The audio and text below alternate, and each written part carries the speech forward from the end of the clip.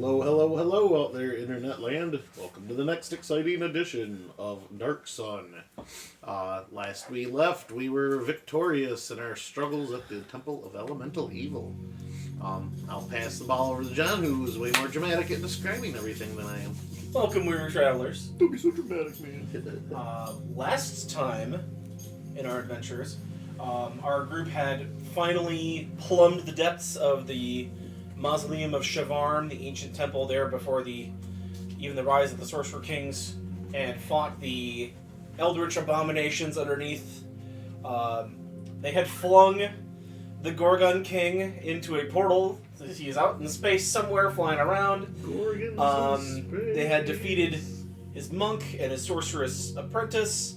They had Micah had held the scepter and fought off becoming the physical manifestation of Shavarm in this world, while his allies had attacked the sphere, destroying the body of the creature, his mind fleeing off into the cosmos as the entirety of the temple was pulled back into the portal, and with a giant mushroom cloud explosion, the entire structure gone, a gigantic crater where the temple once was, and sitting kind of teetering at the edge, not like whatever, the encampment and the Siegebreaker just kind of parked in front of this vast, expansive gorge. But you guys are flying currently over the destruction, Micah having cast Fly on you as a last-minute escape from the dungeon itself. All I can picture is who was in my room last night from the Ballhole Surfers, the way the song starts out, I'm flying, I'm flying, I'm flying. As we begin, you guys are slowly floating there above the devastation, kind of drifting down. You see kind of crawling out of the end of the crater after leaving, running, realize that your apprentice Jarek was still in the temple. So he is crawling up the side. He appears to be in one piece. He's fine, but he definitely barely escaped pulling himself into a hell dimension there. Why was he in the temple? He assisted you getting the air key, the air temple key. I thought we had him wait outside. You did, but then you were here for the time we needed somebody to send with the delegates, so it was kind of a command decision. But he's fine. Just almost got sucked into an alien portal. That's fine. He's a tough guy. But he's crawling up. He kind of gets out. You see him turn and kind of like puts his hands on his knees and just kind of like catches his breath, pulls off his helmet, like wipes his brow. Then you see Krogar kind of run up and like bear hug him as he pulls him up. And just they start kind of, you see all of the people starting to celebrate as you guys are sort of flying above. You guys gonna drift kind of back towards your camp, or what would you guys like to do? Probably head to the siege breaker. Or...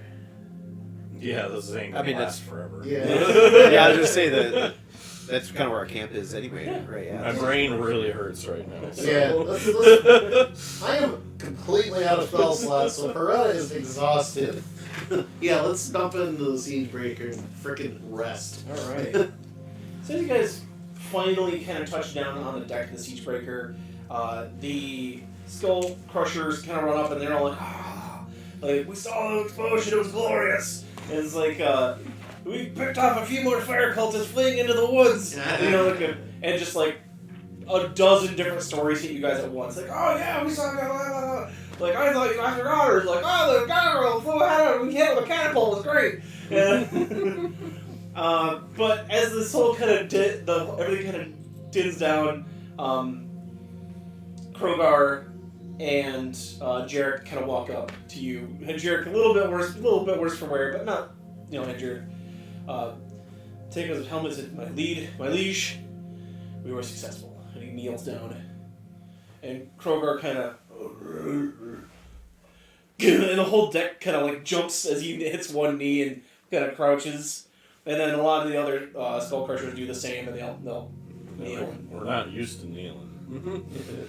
I mean, if the big boys gonna do it, they're gonna follow suit. And they'll bow in deference, waiting for some sort of response. Good job. Good night.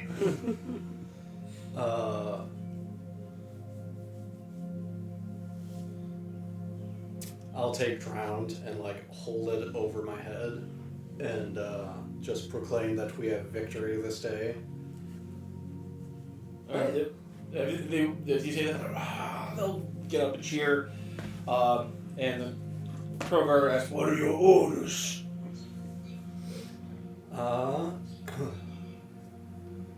Well, the water cult is already in the fold.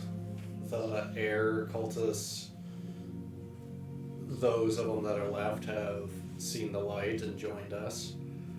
The earth and fire are broken and scattered to the wind.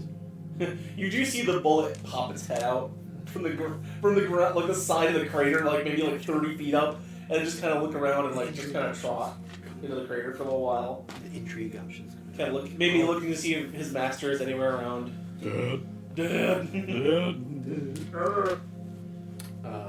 Somebody rub its belly and befriend it for life. Was the town Freedom? The town of Fruit. Yeah, I'll pull up the local map.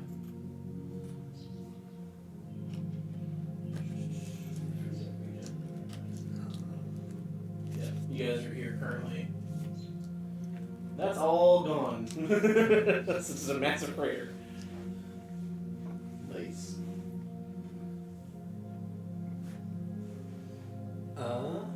I say What? the battle's won, but now the real work begins. I gotta imagine that Marsh Deep Keep smells awesome after that giant rain. Swamp mildew smell all over the walls.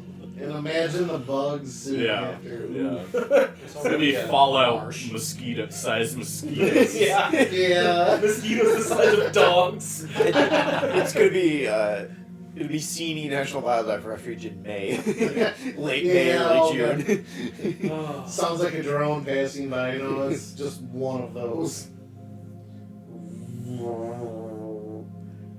Shall we hitch up the lizards, my lord? Yes, we head back to Freedom. It's time we properly liberate that town, as we originally came here to do. Alright. Here for the moment until you're ready. Taking kind of the better part of the day. It was about midday when you guys had succeeded here, so you arrive around evening. And as you approach the ship, have you named the ship that you have been given? Does it have a proper name? Okay. Ooh. Malagaz's ship, still parked in its like kind of like road warrior-esque gate, impromptu gate to the city. How about that? The road Oh, shit. warrior.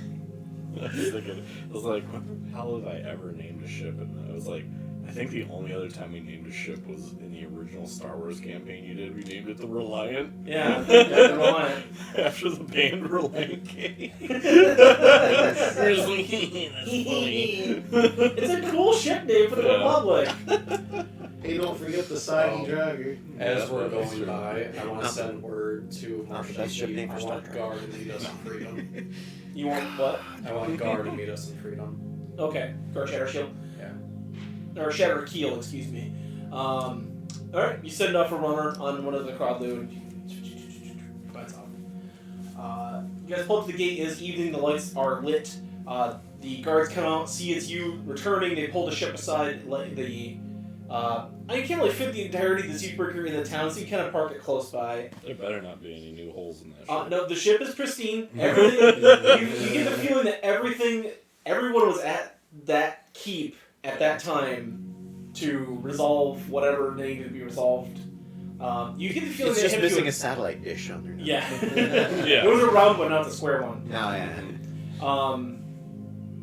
But as you kind of pull in, the Dune Vipers walk up and like kind of ask like what happened, and all this stuff. Like, it was glorious, and they give this bullshit account of what happened about how they did a lot of the work. Like oh man, we took out Bennifer, we took out Calyx, we brought him out, we fucking whooped him, and then we strapped him to the front of the Siegebreaker, and they're like, well, like all these stories that just keep going.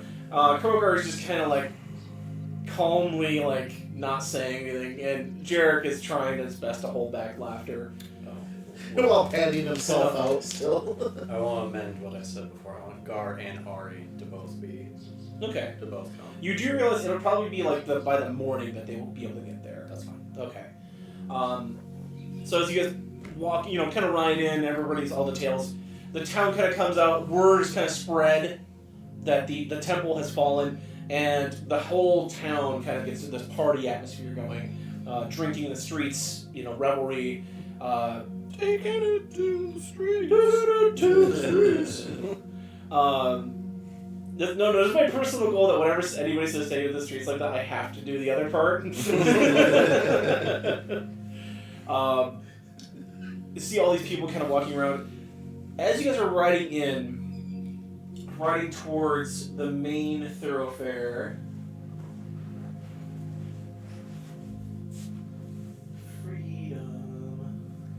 Freedom, freedom, la la la la, freedom, follow me. Right here near the Wayward Wench in the town hall, kind of walking down. The town guardians do approach you. Can I get my notebook, whatever that is? I need to see my NPC codex for just a hot second. You wouldn't mind dropping the player review to freedom, would you? Sure. Thank you kindly. Awesome, thanks. Okay. Because it's been a hot minute since I used these characters and I need to remember their names. How dare you not remember every Derek. single detail? And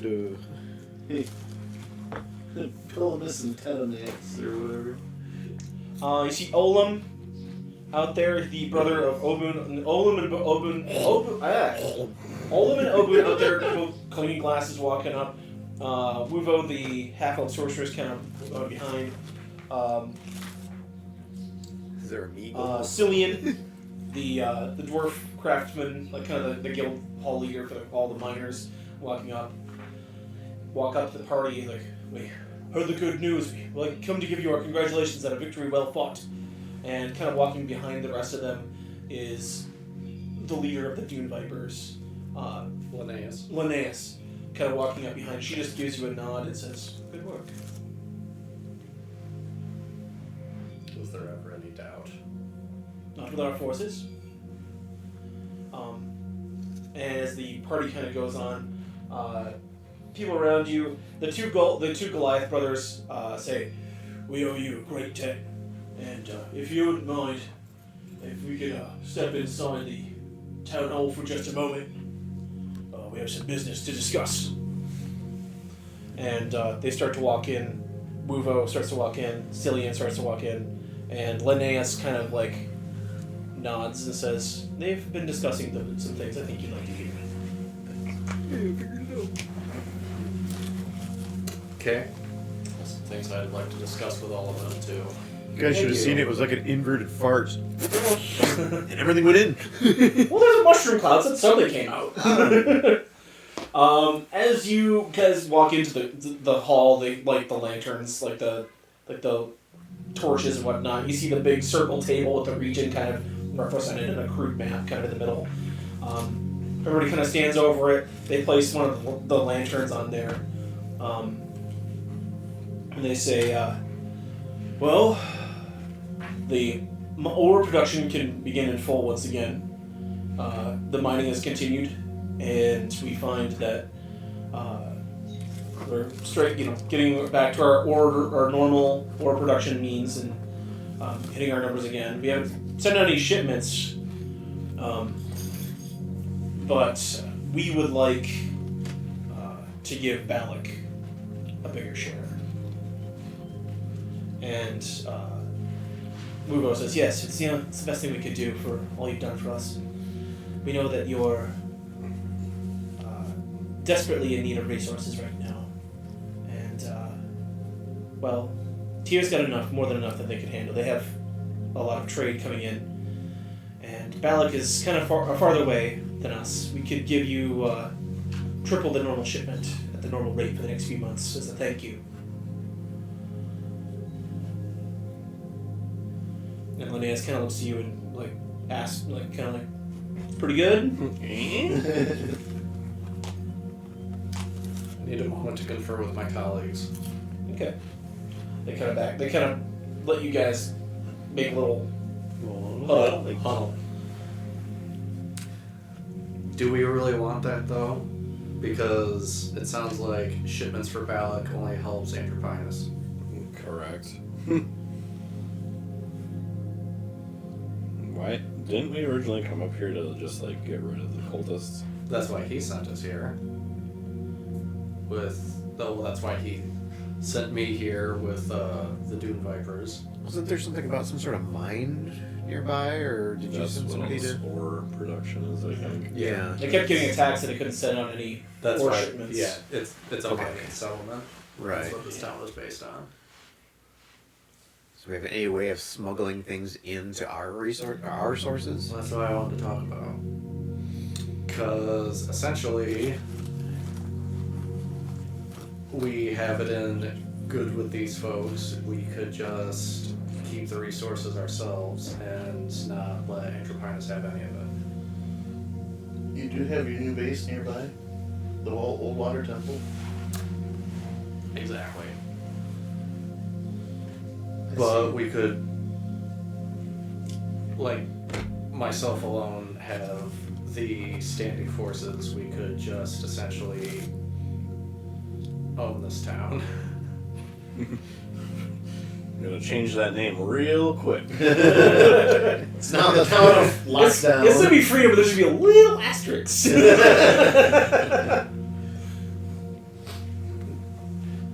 Meaning, we could just, instead of having triple the share, we could have all the share we want. Still keep the trade going to other places. I was gonna say, is that making gonna upset other tier and stuff like that? Well, I'm saying keep trade going in the right directions, but making sure anything that Andropinus would be getting, we do with it what we want. Absolutely, I don't see why not. That's why I have... Does Freedom know what's going on in Balak? No, because I don't think anyone really knows what's going on in Balak. Well, I mean, as far as Andropinus. DM. Currently, what you know of is nobody on the streets of Balak really knows that there is a resistance movement right now. Does it still grow? It's still growing. It's not like It's- we've declared open war. It's 3 weeks old at this Yeah. point. We're declared. We're declared. Or we're declared.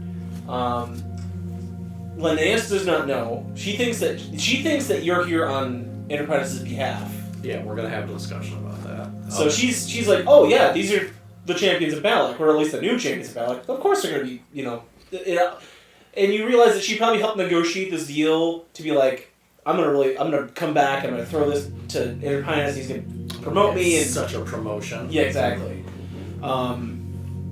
So she's kind of oblivious to the fact that there's this rebellion that you guys have. Mm-hmm. Correct. The Skull Crushers are pretty much just here for the mayhem and for the adventure and for the spoils. You did notice that, like, as you guys were packing up, they essentially cleaned that whole cult compound out. So, like, they took everything that wasn't nailed down, and there has not been one peep about payment thus far. Mm-hmm. So they got a lot of. Which that was part of That was part of it. Is it the Jane statement? Take anything that isn't nailed down, and if you can pry it loose, it ain't nailed down. Exactly. So the Siegebreaker is laden with treasure right now. I mean, most of it they probably are going to claim as their payment for, the usage of the Siegebreaker and their usage of the forces. Mm-hmm. But there's still a lot left. I picture there's like a floor of the Siegebreaker that they just like took all the tents and just made like a market in there. Just a bunch of stalls. It's of the big enough they could do that, It's actually. portable bazaar. I was gonna say, so it's like a Khajiit caravan. They're not allowed in the town, but they'll sell to anyone that goes through the gate. Yep. They took all the tents and tied together and made a new sun canopy for the top level, so there's no more sun beaming down into the thing there. I actually really like that idea. That's awesome. For some reason, I just got like the Ocarina of Time like shop music in my head.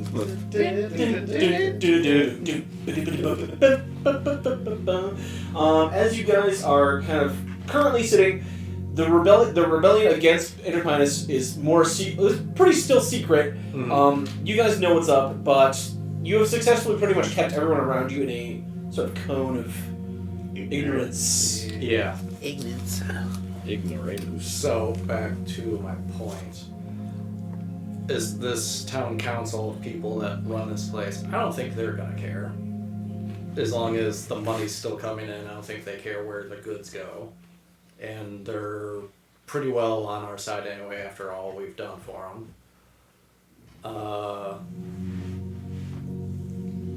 I can deal with Linnaeus and get her on our side.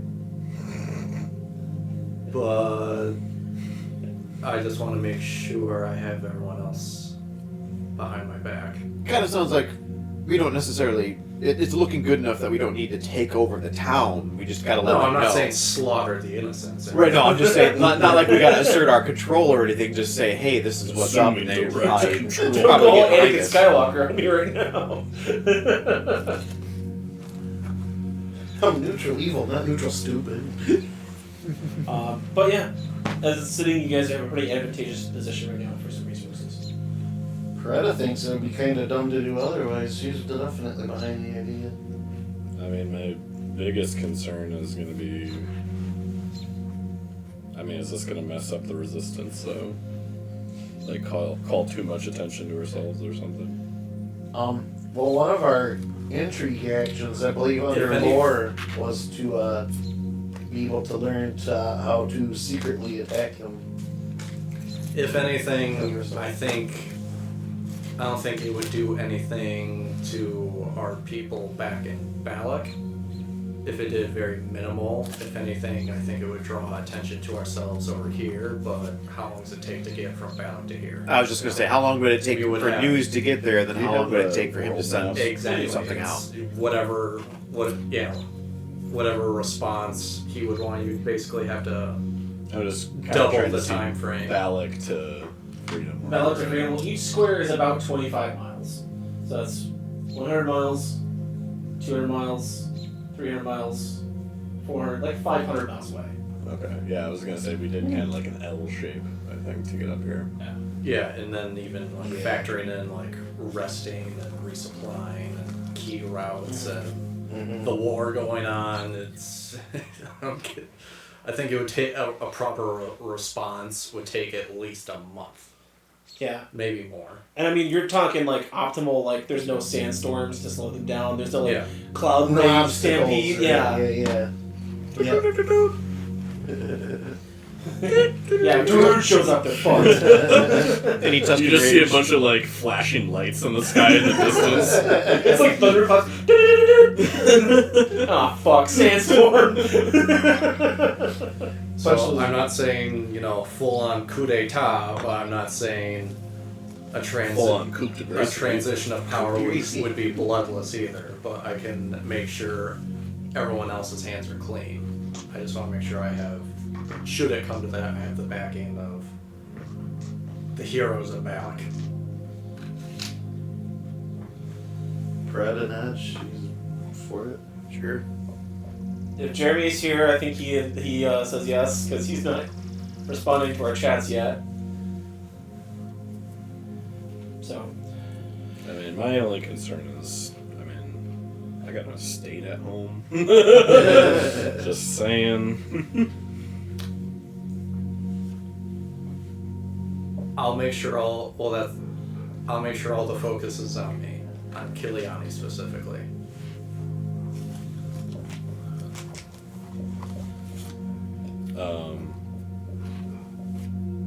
Yeah, because we're gonna have to eventually, I guess, come to that crossroads where we have to cross Andropinus again. So War declare.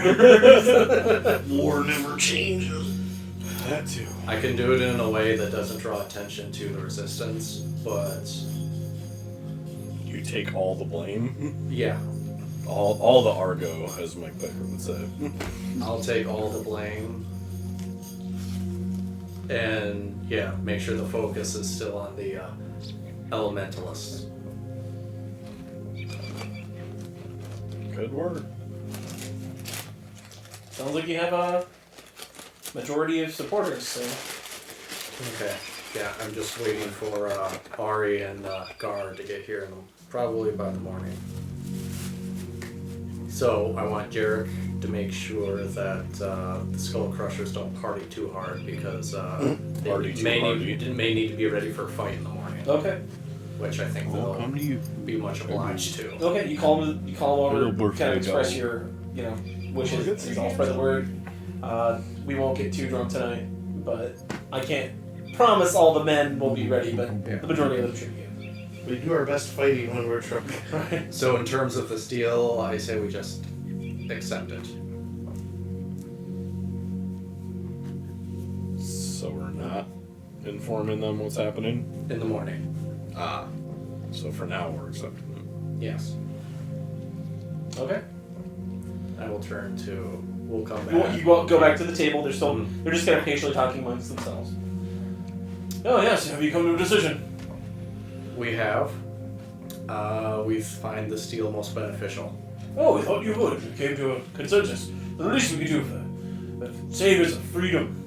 Let's table this though and wait till tomorrow to make any formal announcements. Oh, yes. Much celebrations must be done. Cillian walks out, and grabs his mug, and Ola and Oba and Kenna both walk out. Yeah, we got party to do tonight. Click.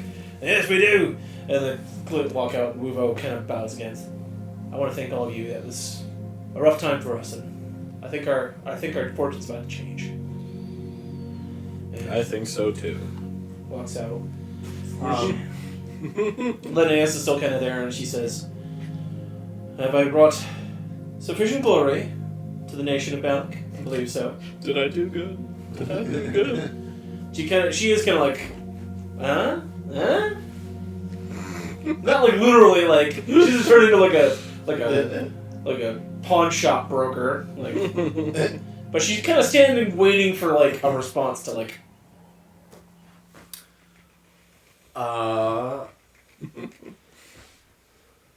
Tomorrow we're gonna have a formal announcement and all that about the new alliance between Freedom and Balak and our victories won here these past few days. And proper recognition will be given to you, of course. She bows curtly.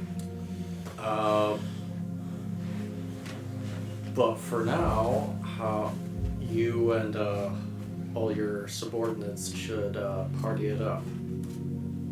I'll get the Skull Crushers to try to keep watch and all that. Thank you. She bows and walks away. And leaves you guys to yourselves for the rest of the evening. Whatever you would like to do. You can basically drink anywhere for free. You can basically crash anywhere you want. Freedom is kind of like a massive party right now, so ale's flowing. They took the wizard Radagaz back to his cave.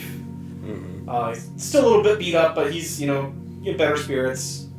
I guess I'll just go around the table. Anything you would like to do for the evening, Jesse, while you're here? Anything special, or just wait for tomorrow?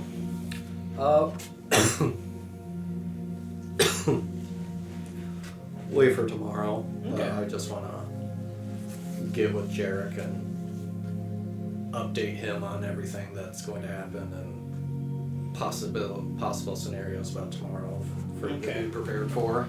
You do also notice a new kind of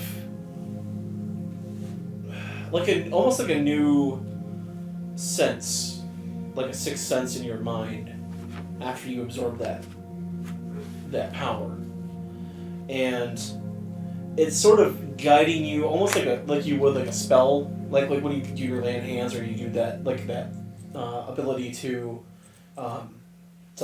smite. Mm-hmm.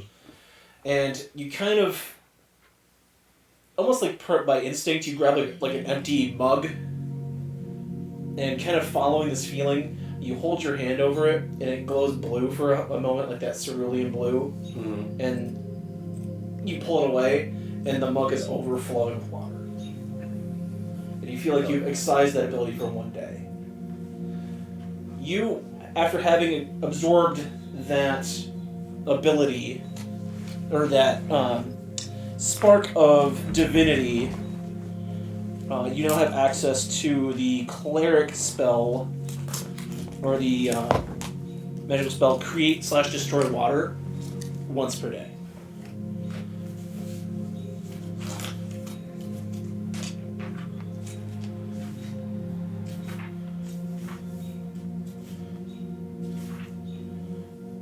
It's a first level transmutation spell. You can cast it using your paladin or your warlock spells once per day, but you can expend a spell slot to increase like the level boosting at higher levels of it. But yeah, you can just do it once per day. With create water, you can create up to 10 gallons of clean water within range. Alternatively, the water can fall as rain in a 30-foot cube for the duration. I'll say until the 10 gallons is up. I'll say like, what do you think 10 gallons of rain is going to be, like 5 minutes? Something like that. And a We'll say- 30-foot cube. Yeah, say 5 minutes in a 30-foot cube. But yeah, so you kind of unlocked this access, and Hydra whispers to you. It says, an interesting side effect of the refinement of your divinity. An aspect of my power is now part of you. Bring water to Athos at any cost. And she kind of fades away in your mind. Will be done. Jerry, you have an evening ahead of you. Anything special you'd like to do? I think Paretta's just gonna enjoy herself to maximum effect at the inn, and Okay. nothing in particular. She's, like I said, more or less exhausted, so she's not able to try to stir up trouble or anything. Okay. But and by somewhere in the drunken revelry, she's gonna get aggressively flirty with Taliesin. I was gonna say, I wonder where Taliesin is at. He's been doing regular shows at the Wayward Wench, Mm-hmm. and Okay, so she'll go there and watch one of his shows, and then after the show, she'll. Hey, they're good looking. he's very receptive, and he's like, oh, well, I mean, not every day I get to be with a champion of Balak, and usually he plays an encore No, from like 10 to midnight. Tonight, he doesn't play that anymore. She'll go to the front counter and more or less just be like, your finest room for the hero of freedom. As you do that, Minor. Probably. I'm saying this is like join the revelry, but kind of like Pyretta just hit one of the inns or whatever, enjoy some food, enjoy some drink. Okay. Enjoy somebody else's cooking just to sample some things out, just kind of just relax. Just kind of sit back and watch everyone else celebrate, All right. I like to think Snafu eats his meal, takes one bite, turns his nose up, and just goes straight back to the kitchen and have us talk. I bet he's like the Gordon Ramsay. Yeah. Mm-hmm. No, you're doing it all wrong. See, and then that's the rest of the evening, yeah. That's what I'm picturing. But... No, he could appreciate others. You spend your evening Skills. sleeping off a very big food coma. And Melagaz.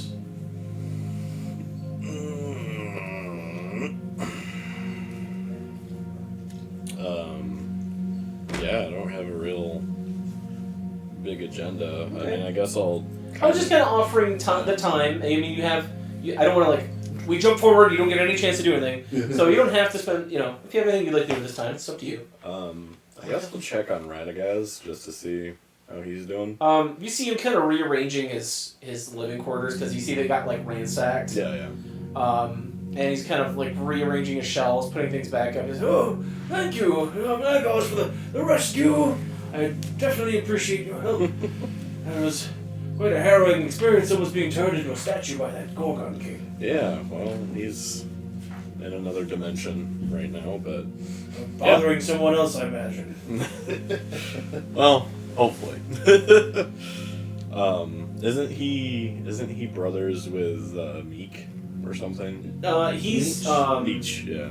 No, he's brothers of the other kind of less notable wizard, not Meech, but Grandolph.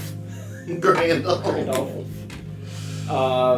The other kind of minor wizard there in Balak. Because they have to be secretive, they can't be really out and out about it. And neither one of them are part of the Resistance, right? No, they're not part of the Veiled Alliance. Right. But they, just basically like a black market wizard. Yeah. Out here they have a little bit more freedom, get it? Mm-hmm. So. And the wizard specializes. Do we have any way to get a hold of Meech?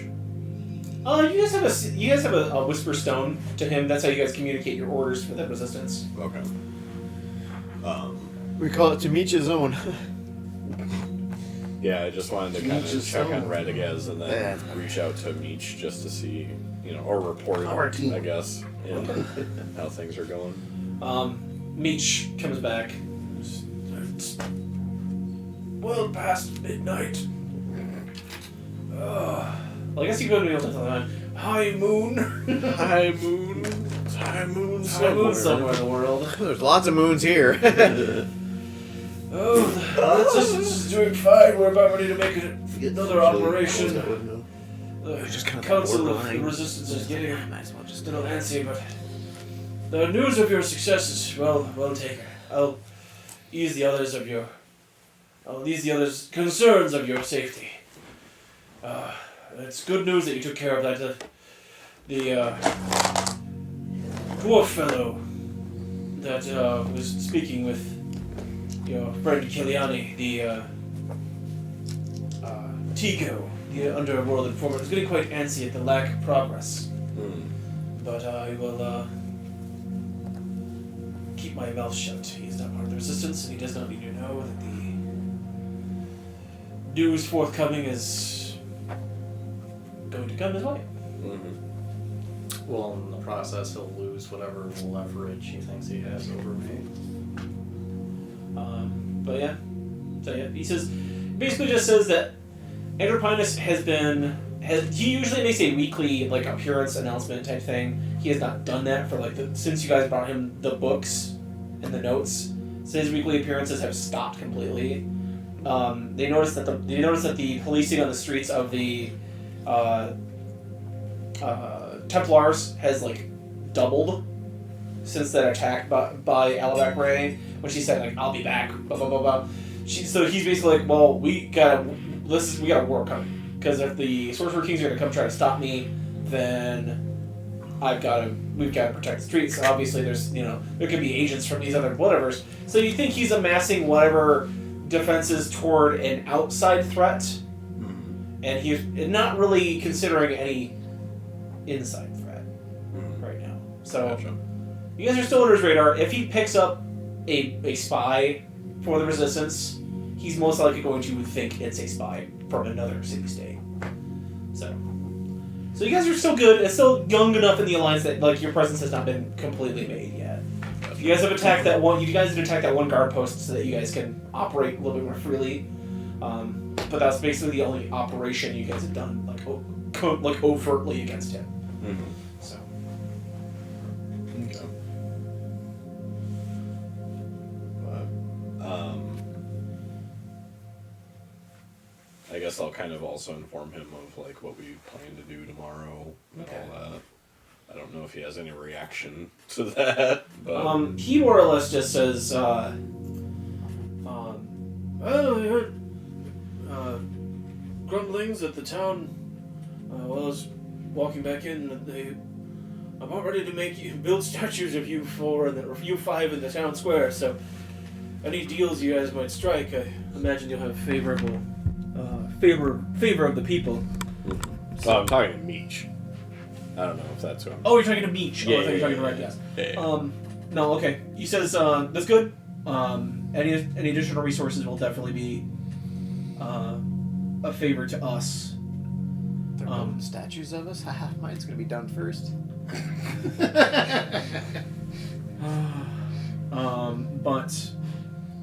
Yeah. Anything else additional to report? Nope. Okay.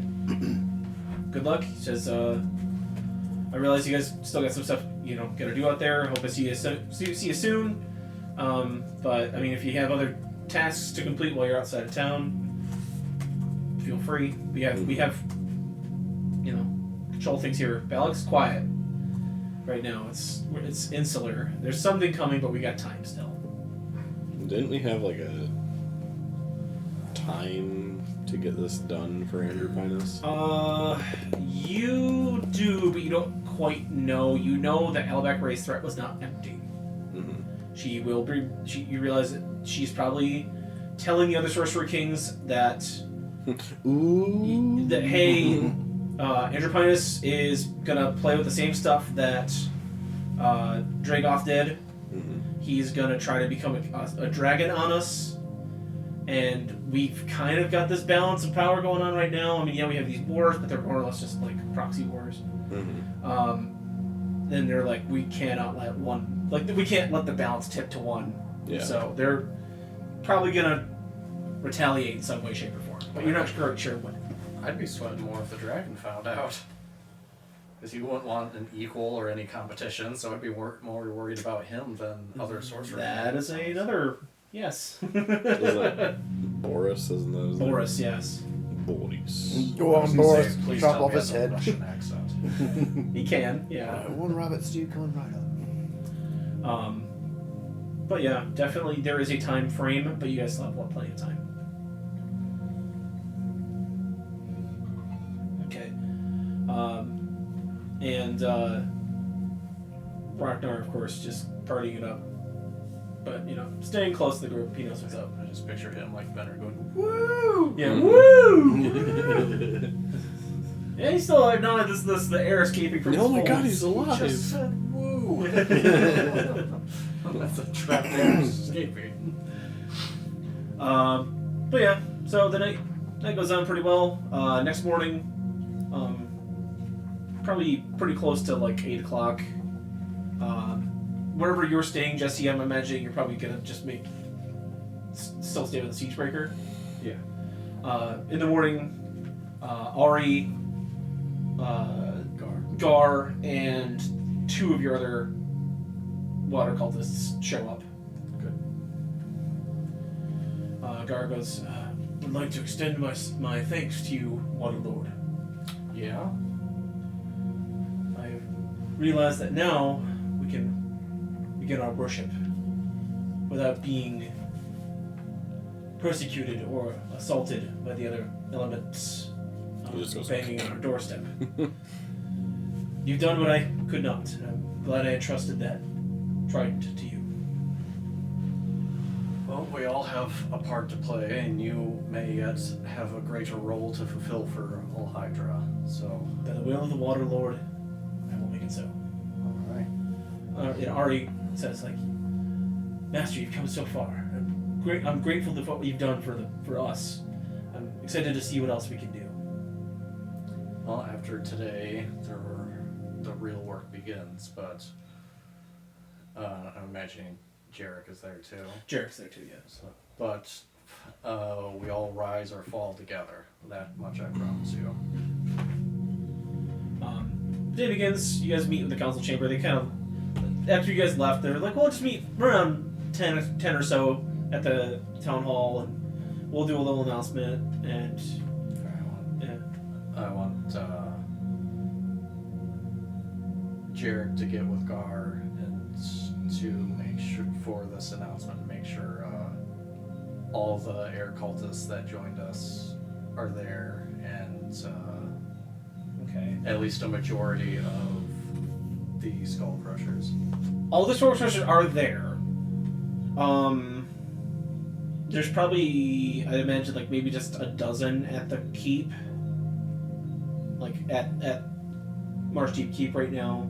Mm-hmm. So you still have a 2/3 majority or whatever, or maybe a 3/4 majority. I'm not quite sure what the number. Well, the majority of the water would be at Marshdeep Keep, but Yeah. the air cultists we have been coming. The air cultists are with you. Yeah. They are with you. I want them all to be there for this. Give me an insight test.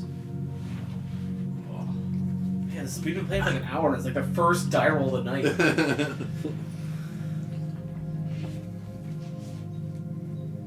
Dungeons and dialogues. Exactly.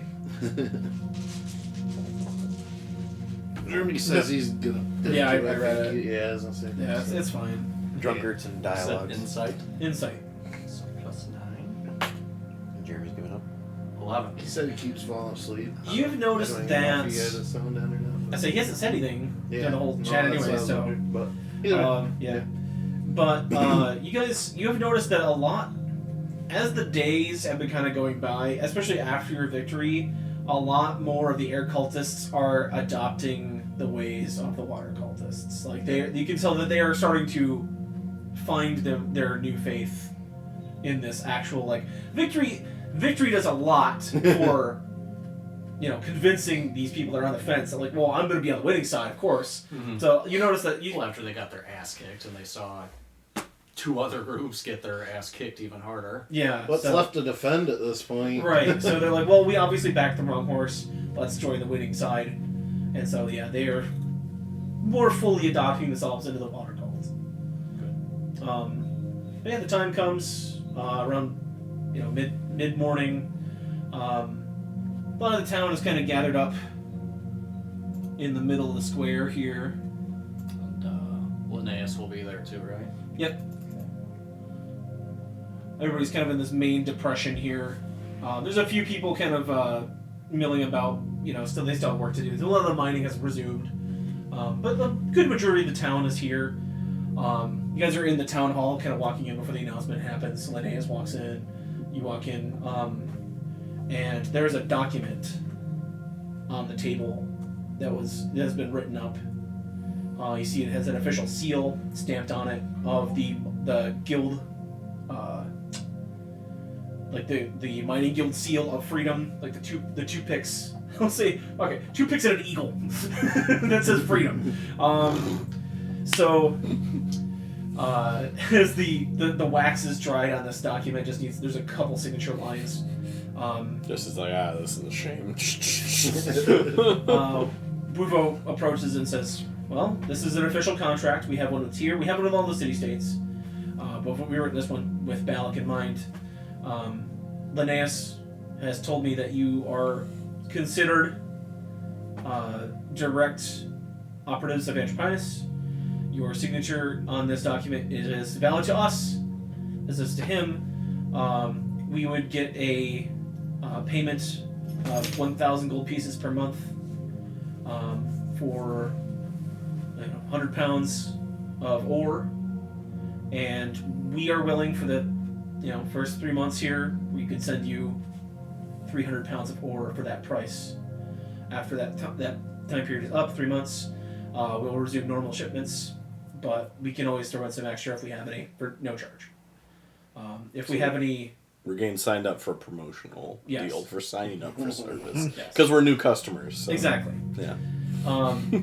How's this deal change after a year? Yeah. Is this a bundle?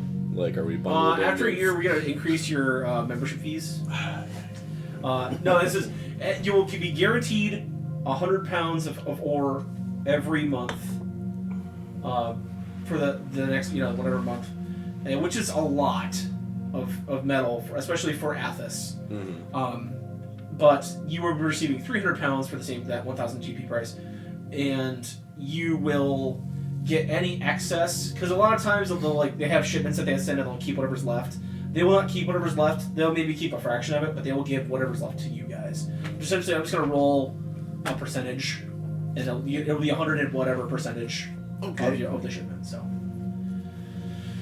they kind of go over the contract with you. They ask, is this fine with you? I mean, you're representatives of Balak. I'm assuming you can look this over, see if it's fine. I'll pick it up and I'll look at it. And,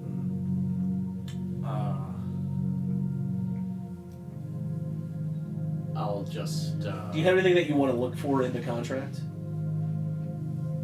I just want to make sure everything what they say is in there. Give me an investigation. You got yourself a goddamn deal. No one hustles me. I'm the What does ultimate he say? hustler. Don't try to hustle me, Yeah. Rondell. He's like, The I'm the ultimate hustler. hustler. At 10. 10. Yeah, no, it looks to be... It's pretty much what they say. There's a shipping tax, but that's for something for the government of Balak to pay them. There's nothing that's going to come out of any of your coffers. It's just basically shipping insurance. If the caravan gets attacked, you guys will be awarded a certain percentage of the value. But yeah, everything looks to be pretty much how they described it. Okay. Contract negotiations. Thrilling contract. Is this what you knew you were signing up for tonight? Yeah. Ooh. Welcome to accounting. Take everybody. that, Matt Mercer. You got that? Matt's sitting, and there's I figure he's got some formal bathrobe, and he's holding his cork, and he's like, "Those sons of bitches!" And he breaks his wood pipe he's smoking out of. Just we have 2 viewers right now, him and Matt Mercer. Yeah. Hey man, high profile. I just have one amendment. I will sign it. Yeah. Everybody's waiting for the tear. Yeah. I will sign it, but the ore is not going to Andropinus. Everyone kind of looks at each other confusedly. Said something. I mean, it's going to Balak, yes, not to Andropinus directly. I mean, the city of Balak is going to benefit from it. I mean, Andropinus will say where the ore should go, but I mean, the city as a whole is being enriched by this ore.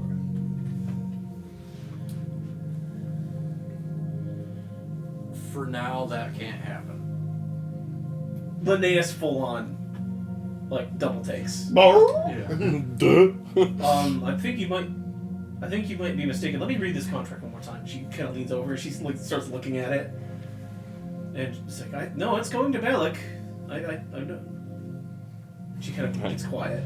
I know it's on there. And there's a tense silence. There's a very uncomfortable silence at the table. So it will go to the city, but for the time being, it is not in the best interest of the people of Balak to receive this ore while Andropinus is in power. Are we all kind of as a group here, or is Yeah. it kind of lead negotiating here? And you guys are all around that big table. Okay, am I anywhere near sitting you? Okay. I'll just kind of gently kind of discreetly touch him. I'm gonna give him. I'm gonna give him bonus on charisma rolls, advantage. Yep, improved ability. And like, I'll use the pen and I'll write, and I'll sign. It's like I sign this not as Anatar, representative of Andropinus. I sign this as Kiliani, the once hero of Valak, now returned to liberate it once more. All of the people of Freedom kind of like, okay. That's their reaction, I guess, from them. They're like, oh, alright, The fine. performance isn't for them. Linnaeus is kind of like, you see her kind of back up a little. I And, picture Linnaeus is like, so it's treason. Right. Well, she kind of backs up. You see her hand, like, she's got her gladius kind of like on her belt. What the fuck was that? And she's kind of like resting a hand on it. And she's like, I was not aware that I was in the company of such a champion. No, now it's time you know.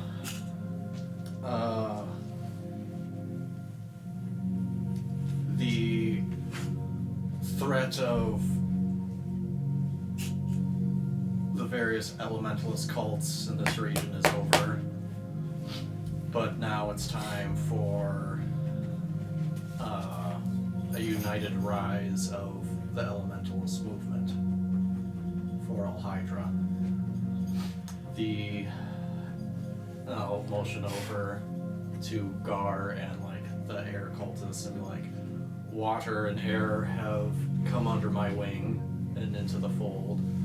Earth and fire had their chance, but they chose death instead. Imix is watching like from a fiery viewing globe. He's like, It's like, bastards. It's like the few of them that are left are scattered to the four corners of the world. Terror shall now be their new god. okay. Give me a. How would you want to? Are you trying to convince Linnaeus to kind of come over to your side here? Are you convincing her or scaring her? Are you deceiving, scaring, or convincing? Well, everything I've said so far is true, so for this portion, I will say persuasion. Okay. Go ahead. Give me persuasion with advantage. I am strongly telling the truth. The deception is coming next. Persuasion at a 10. 17. You see her. She moves her hand away, and she says, "I'm going to ask you flat out. I serve Balak, and I am here for the best interest of Balak. You say that Andropinus is not acting in the best interest of the people. Correct. What proof do you have of this?" The fact he's trying to become a dragon. And you were there in Balak when, what was her name? Albeck Ray. When Albac Ray showed up with a declaration of open war and promises to get the other kings involved. Do you think it's in the best interest of... We still think Andropinus has Balak's best interest in hand when the armies of Athos are at the walls burning down the gates? Give me one more with that spell still active, so with advantage. 23 this time. She kind of looks at you, the rest of you, and she says, "Is this true? Is Andropinus planning on using the same magic that destroyed the city of the city by the Silt Sea?" What sorcerer king wouldn't be trying to? I mean, I could show her the playback. It's all right here, baby. Do it. But yeah, You can I do mean, the if Vulcan mind meld she thing. needs to see the proof, I can show her. She holds out her hand, I guess. Mm-hmm. Yeah, but I'll just show force on You my give her hand. this whole vision of what you saw, everything like that. Do you want to tip your hand about the resistance? No, No? Okay. not quite yet. So you just want to show her See how she reacts. Yeah. everything that happened basically in the city. I can't think of the name right now. The first big city you guys went to. tutorial zone? No. Wait, was there an image of you jerking in there? Sorry, it's been a while. It was a good one. Just popped in my head You know, for a the second. big city by the Silt Sea. I don't remember the actual name of it right now. It's not Tyr. No, I'll look. no. I Tyr is. I didn't want to pull it up. We and did go to look. Tyr though, didn't we? Yeah, we had to go to Tyr to get to freedom. Yeah. Guisnal. Guisnal, yes. Yeah, you show her yes. like the ruins of Guisnal and the kind of the history that you saw through that. And she kind of pulls her hand away and she's like, "He would."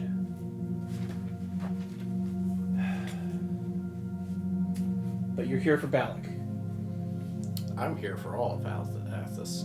Balak in particular will be the first to prosper by the rise of the elementalists, because we are here.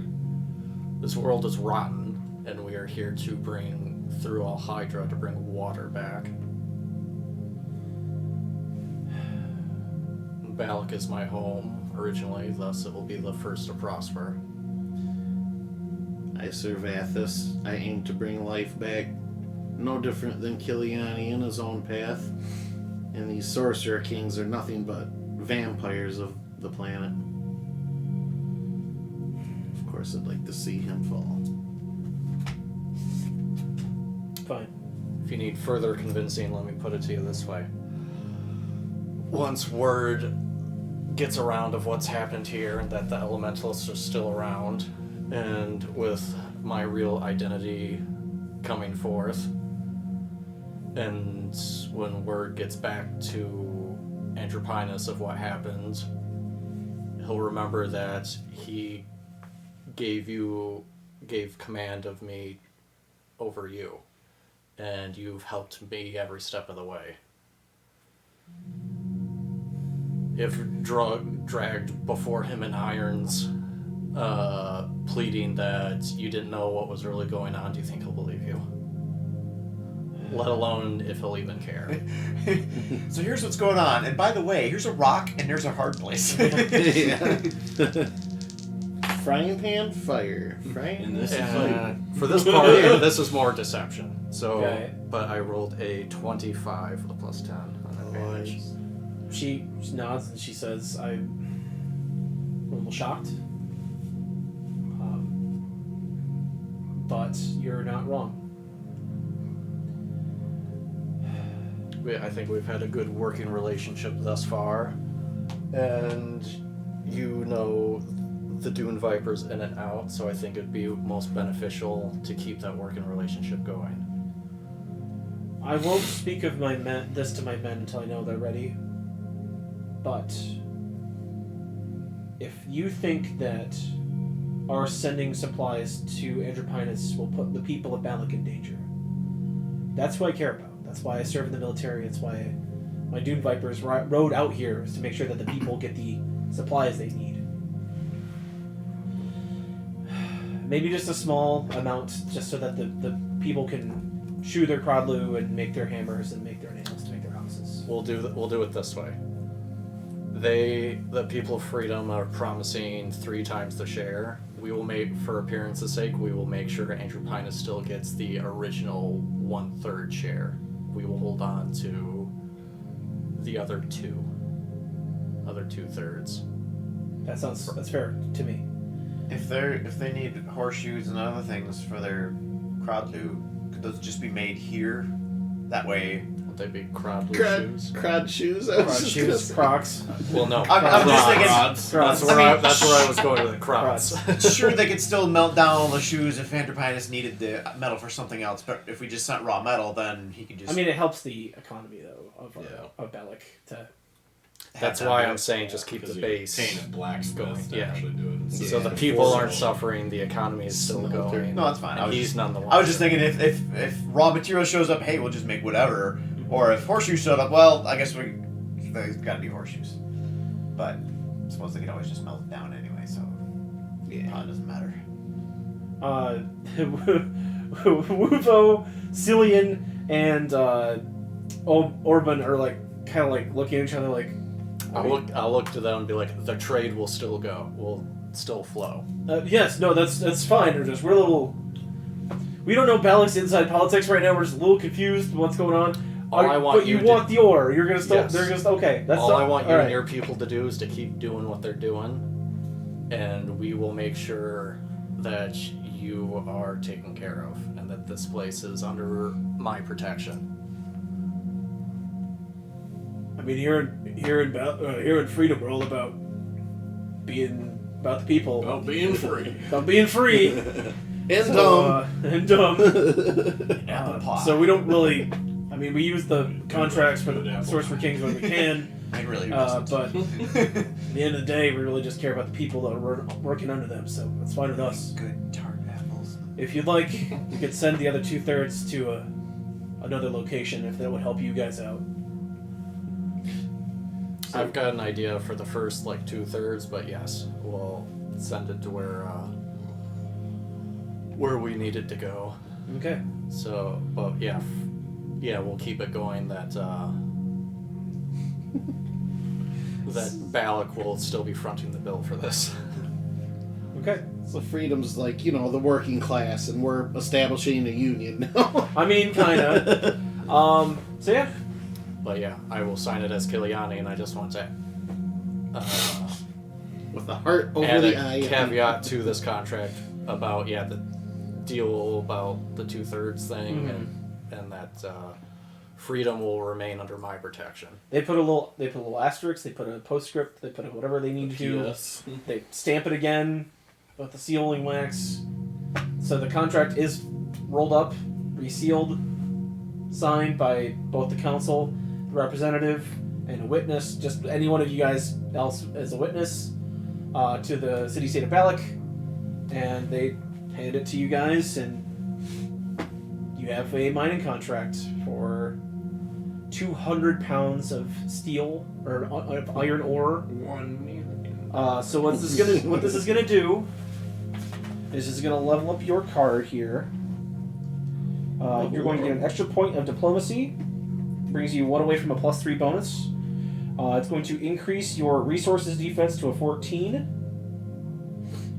And your domain is already leveled up once. I think that'll be alright. Well, yeah, fuck it. You got a whole another city.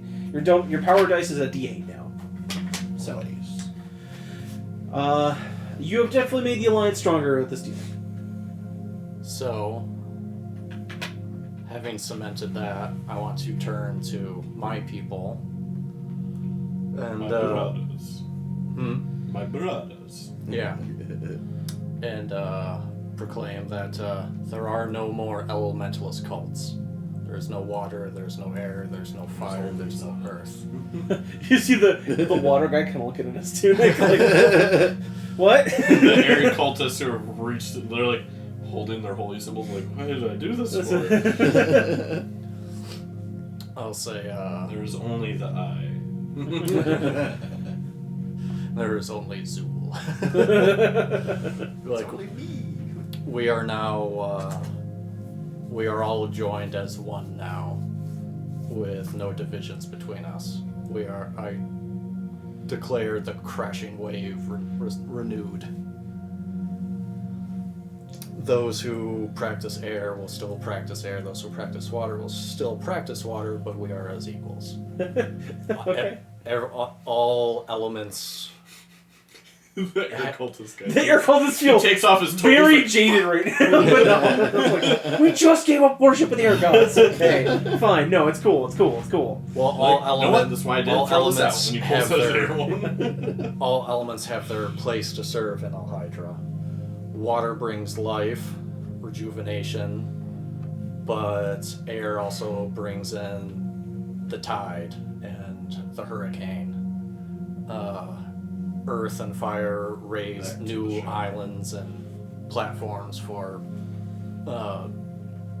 us to settle.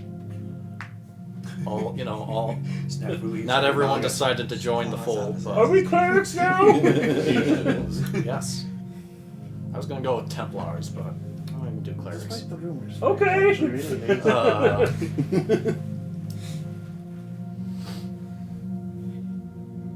The Skull Crushers. They're warlocks, but they just call themselves clerics. They're do-gooders in their own eyes. All former cultists and acolytes will now go through Gar. They'll all answer to Gar. It's like you are now the Archbishop You're now the of all Avatar. Hydra. Like everybody kind of turns and they cheer Gar. Gar steps up. He is now responsible for making sure the worship of all Hydra is maintained and the good word is spread. You hear one of your cultists go, "Now we just need some altar boys." Oh god. So you see Gar kind of step forward. He says, "Thank you, Kiliani, Lord Kiliani. My people came from the last of the water, the last lakes to the north. Our spirits were dying. We came here as a last bit of faith, and I see that faith has finally been rewarded. It is right. All people who worship the elements, such as us, the power of the primordials, have a place here on Athos to try to make it a better place than it was. If there are no gods, the primordials must serve in their place. They might be ill-tempered at times, angry, upset with us, but they also provide us with what power we can to shape our planet into a better place. Now is the time we take the power into our own hands and make the future anew. Now is the time we bring back water to Athos." And everyone's like, well, the 30 people are like, "Yeah, oh, cool." So, yeah. So yeah, the Rabble. the people, the town councils kind of like step back and it's like, okay, well, can we make the announcement now? We have contract? Everything cool with you guys? Oh, they can do that. Okay. But, for the Skull Crushers and the Dune Vipers, those banners are gone now too. With Captain Linnaeus, she now commands the Myrmidon of All Hydra. She has like her Bellic like that, like insignia, and she pulls it off, and she says, "I will help you in this, but know that I still fight for my people in my city. I know you will fight for them too. I was gonna say, as do I. As do we all. So I will help you, and I'll help this All Hydra. I know nothing of your faith, but It'll come I have in time. A bunch of loonies. I have faith. I do have faith in your ability to lead these people to help. Look at the work we've accomplished so far. Let's bring that to Balak and the rest of Athos as well." And Jarek says, "Since you pulled me from that slave ship, I knew that you were the one true savior of Athos. I would follow you anywhere." A little bit differently. What am I? And as the first to join my following, Jarek, you now lead the former Skull Crushers, now the Drowned. That's a cool name. All right, the Drowned. All right. As my personal guard and entourage of the Waterlord. I'll spread the good word. And the symbol of your authority shall be with the sword torrent I bestowed upon you. You see him pull out Kiliani's former sword, the aquatic kind of looking metal blade. Torrent holds it aloft. I need like a little pond or something to swim in. You can call it the drowning pool. We got one at Marsh Deep Keep. Yeah. With that, Jared turns to you guys. He says, "Take much more." Here we go. Jared turns to you guys and says, "I know our victories were thanks to you as well. And I hope that you know that he kind of gestures to all of us, the water cult and the things happening here. Like, I know that you, Malgas, have your Dragoon Brigade, your dragon folk. Yep. I know that you have your people that you still wish to go save, you know, in the Honko village. I know that you have the spirits and the elements of nature to try to serve this planet. We have been given this power, this chance, the power that was once abused by those who followed Imix and Orgrimmok and Yansi Ben. But I feel like we do have a place with you to try to help this planet. This is a jerk, he says. This is a jerk. He says, we might serve under Lord Kiliani, but we are allies. We are not foes. I've never considered you anything otherwise. That is good to hear. And with that, he kind of turns back and says, well, we have a lot of work to do, so we should start doing it. As far as the drowned are concerned, there will be more conquest, there will be more riches. So I'm sure they will be content with that. As long as there's people to fight, I think they'll be happy. All Hydra has many enemies. With that, the proclamation kind of steps out. You guys are talking about, well, we've signed the contract. You know, we signed the contract with Bellic, the saviors of freedom. Once again, we give them our hearty thanks for bringing the conflict, this destructive conflict, to an end. No more do we have to worry about the warring on our streets. We can now go about our peace and our business and our daily lives once again.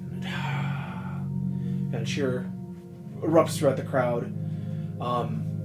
And as the day goes by, I mean, the drowned are kind of like told of their responsibilities, the Myrmidons.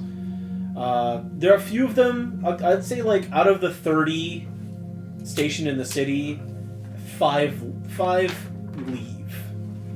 They're like, we can't do this. We're just gonna go our own way. And they just kind of walk somewhere in the city. But the majority of them stay. They say that like, well, he does have a point. I mean, if they see the same magic that brought ruin to Guisnell, we have to do something to prevent this catastrophe from happening.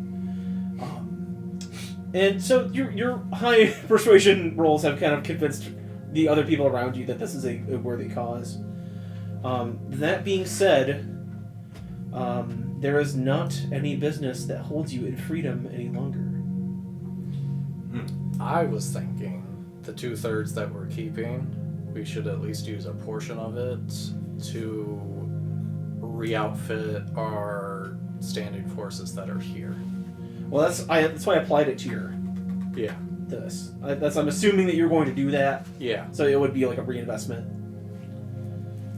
But you would like to do that then? Yes. Okay. Like the drowned and the Myrmidon, completely re-outfit them. I don't know what Micah brought with them on his Maybe ship. reinforce. You'd have to ship some new weapons, but you could ship some weapons to your forces.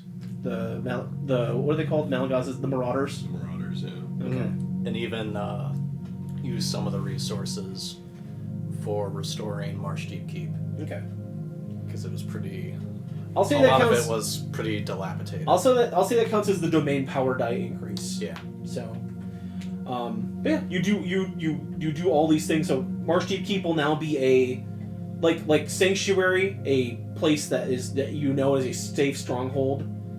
Now you also have Marsh Deep Keep in the north or the northwest. So now you have two major strongholds in your possession. If it's possible, I'd like to spend some time with Gar and just like tell him in Druidic, like, we have some things to discuss, and just kind of spend some time, X amount of hours, whatever, discussing with them That crab arm dude. our class, basically, like our history, any bits I maybe remember from my former life, anything I may have found here, just anything that would let me learn more about my own tie to Athos as well. I know I realize I'm going forward through the bits of flashbacks, information I have. My mentor was an aspect of death, and I'm wondering where I fit in all of that.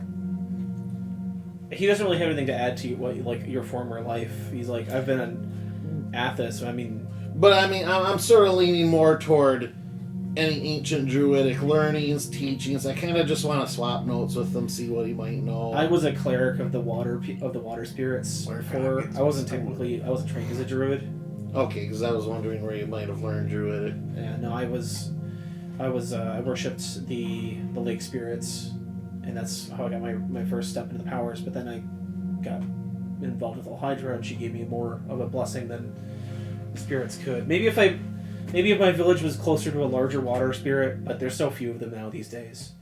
And I mean, there are earth clerics, and there are wind clerics and fire clerics. There's a whole sect of dwarven fire clerics out in the sands, but they don't serve the primordials like we do. They serve the spirits of Athos here, as guardians of the planet. Your druids, I've heard stories that they do similar things, just they have their own ways and their own traditions. Mostly among the forest ridge of the people, the halflings. Ties to the old green way, the old way before the fall of Athos.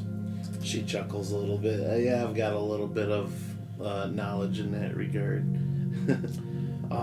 But hopefully the clerics of Athos can see us as a positive force, work with us instead of against us. And I'm willing to talk to them about my conversion from being a cleric of the water spirits to a, follower of Hydra. So,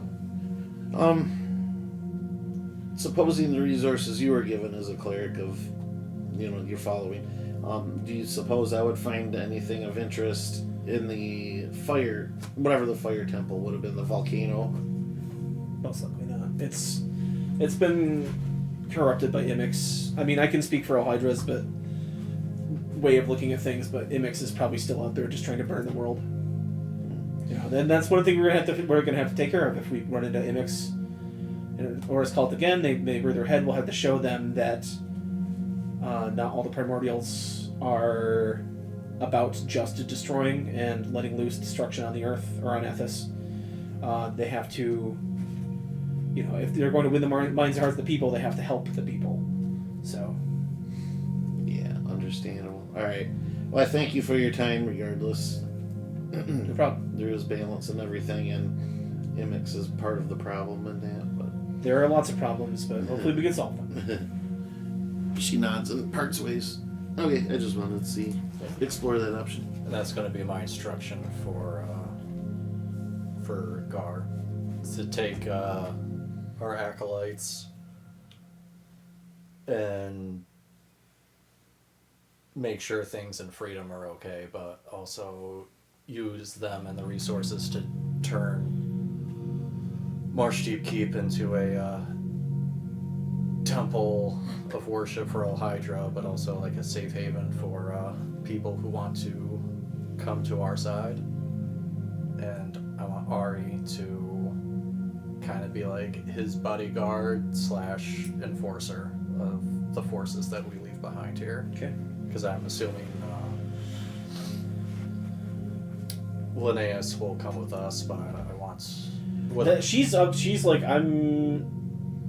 Well, your orders are what I'll do, so I'm fine doing whatever. I want her and a third of her forces to come with us on the Siegebreaker. Mm-hmm. But the other 2/3, I want to stay here to protect the keep and freedom. Okay. And of course, the Drowned will come with us too on the Siegebreaker. Okay. So they divvy that up.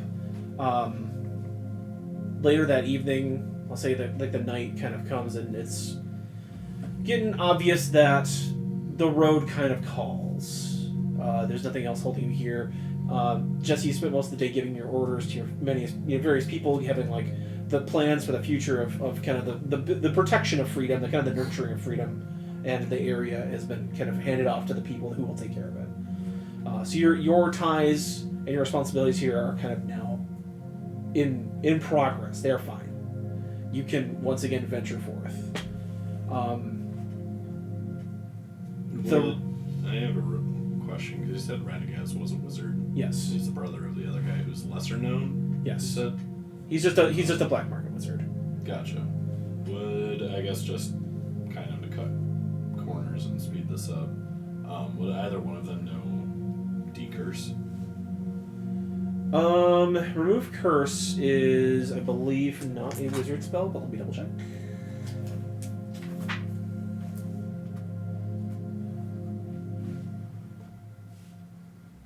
I'll say I couldn't remember if it was a cleric thing. It is a wizard spell, so they might. I'll say Radgast probably doesn't know it because he's more of a identifier collector. Mm-hmm. Well, no, he might know it because I mean, if I'll tell you what. Getting cursed objects. Exactly. So he'll kind of flip through. He pulls out an old like beaded spell book, like encoded with like various things. So like if you see it, you don't know it's a spell book. Mm-hmm. High or low? High. He does in fact have remove curse prepared. Nice. The alternative was going to be, well, let's see how your successor feels. See ya. Yeah. I'll just say I normally don't like to cash in on people's lives that I save, but you're also the only person I know who might be able to assist me in this. I mean, thanks to you, I'm not a statue somewhere in the wasteland, so I'm fine with this. This is fine. But yeah, I'd like to see if he could decurse the spear and the dagger. Cultist head. I say he can do one. Do the spear. Spear? Okay. He... What were so cursed about them? The fact that they're tied to the primordial. They're basically, it's an instrument of that primordial's will. Right. I mean, you're under a Hydra, so that you're fine with that. But, you know, the whole Imix, like, burn shit, you know. Right. So you take the spear and kind of purify it. It still retains its beneficial effects. And kind of hits it back to you. Wind Vein, that's what it was. Wind Vein, yes. And Tinder Strike. Yeah. That's all. Okay. I didn't want to segue into some big thing. I just forgot that that's what I was going to try and do. God, I hope it's a mortar and not Mexican night. Anybody else have any business here? I guess I don't know how I'd get back in contact with him unless you have something established, but I forget who it was exactly who I sent out to find more of those resources for fire resistant. It was Varen. No. Varen. The guy who's teaching survival skills to Jeremy while you guys were at Twist Snow. He's a King Strider. Yeah. Strider. King Strider. I mean, you can send out a letter. You can send out a messenger. But he's back in Balak. He would have completed his hunt by now. Yeah, alright. Well, let's establish what we're gonna do before I send out. Yeah, I mean, and you also have a direct communication through the Whisperstone with Meech. And Meech is back in town. In Balak. Yeah, I'd like to do that then, if possible. Send a message to Meech and kind of describe the situation. Okay. And I'll just say, and this is a player, I will forward wherever we're headed to Meech and let him know maybe if he could get the resources up that way in the next, wherever we were planning on going for an extended amount of time. That's going to be the actual thing we're going to decide after. But yes, blank square, send that message. Okay. He gets back to you, he's like, I will follow up with the King Striders first thing and see if your resources have been brought back. I appreciate your assistance. No problem. No problem. Okay. And with that, like I said, it's the evening. You kind of lay the map of Athos out before you. Realizing that you still have some business to attend to out here in the Wastelands.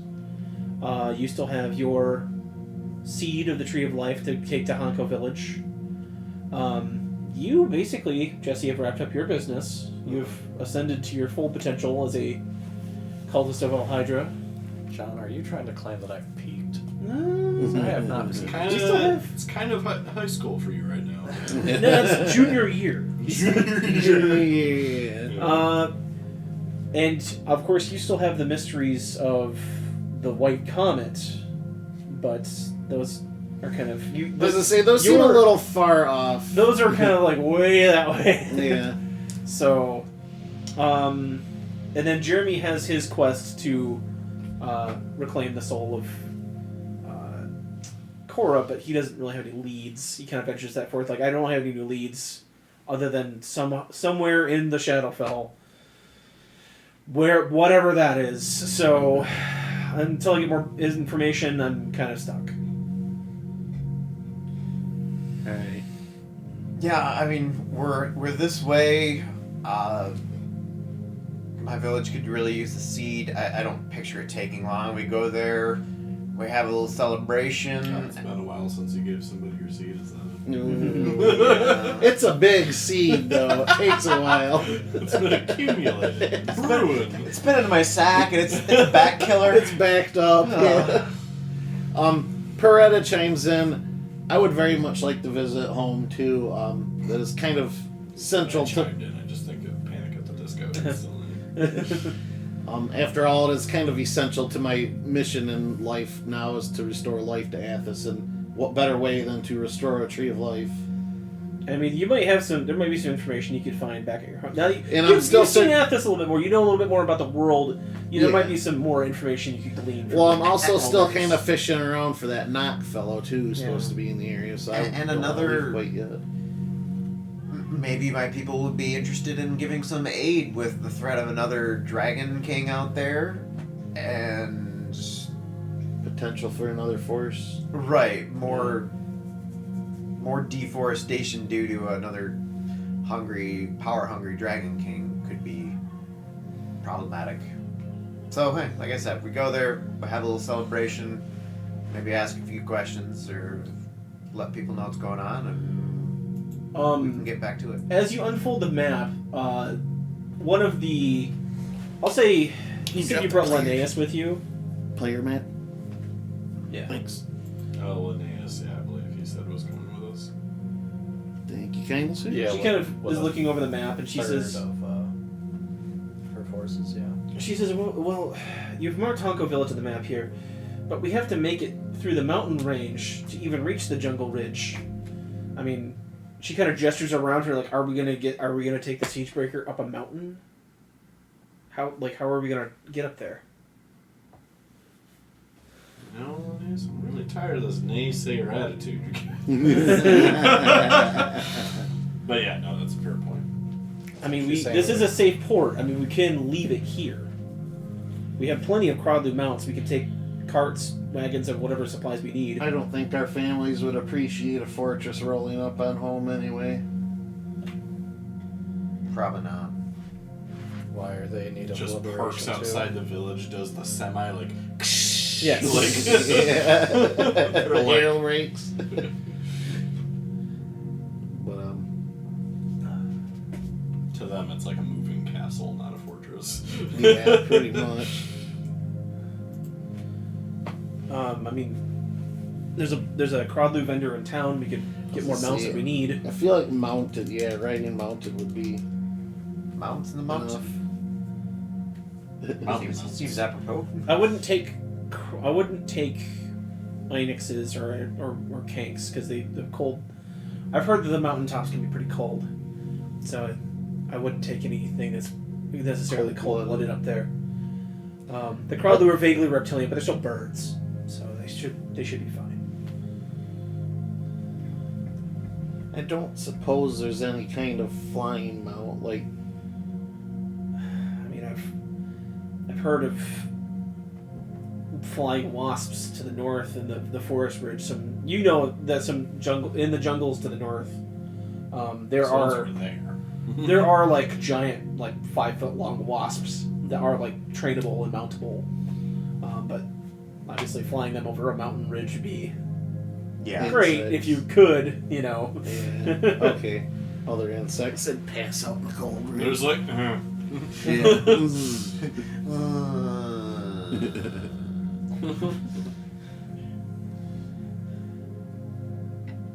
No, I mean, yeah. Get some mounts that can survive the temperature. And So let's break down real quick. Break it down now. You have at your disposal right now okay. roughly, I want to say, so in the drowned, I want to say you have access to maybe 40 soldiers right now. I believe, wasn't it a force of like 100 that came out with you guys? Do you have that written anywhere on your sheet, Jesse? Like your troop numbers? Yeah. Pull up here real quick. I need that info real quick.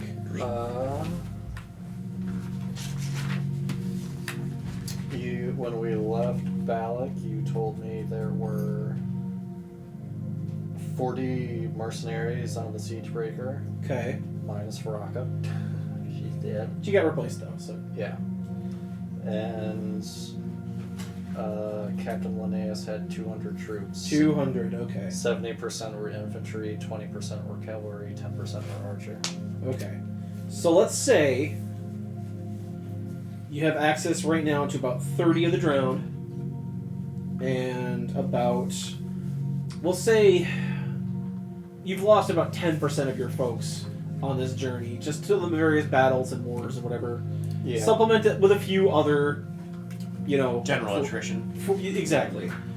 So roughly 180. What would you call them? The Myrmidons? Yeah, the Myrmidon. The Myrmidon. You have food for them here, but to travel with them, you're going to have to provide them with food if they're not on the Siegebreaker. Well, keep in mind, only a third of them are coming with us. Okay, so The other 2/3 are to protect so 10 Freedom and Marsh Deep Keep. 10 drowned, and so 60 of the Myrmidon. You want to take a third of them? Yeah. Okay. That's still 60 pounds of food per day.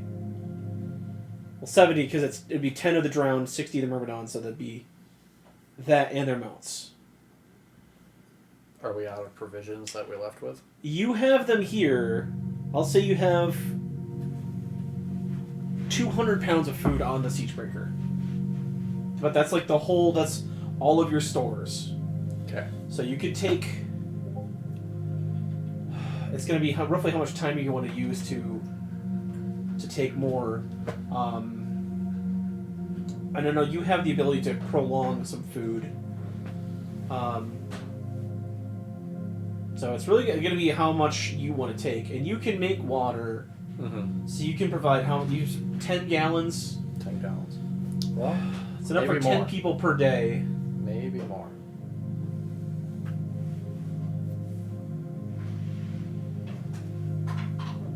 Because if I do it if I cast it with the Warlock, Oh yeah, you slot, could boost it. Yeah, you I could. would. You could boost it. It would, on 5th level, it would be boosted as a 2nd level spell. Mm-hmm. Would I know if there's snow up in these mountains when you Yeah. get towards the top? You could. That could help with the water situation. It would, yeah, so casting it as the 2nd level spell, it would go from 10 to 20. 20. Okay.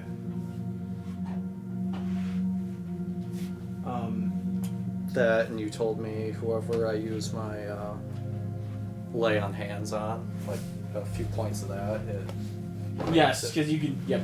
so that person doesn't have to eat or drink for a day. Correct. Yes. Yeah, I've got 55 points of that. Okay. I'll say roughly then after all of that, it's still going to be about 40 pounds of food to feed that entourage, like per day. Let's see.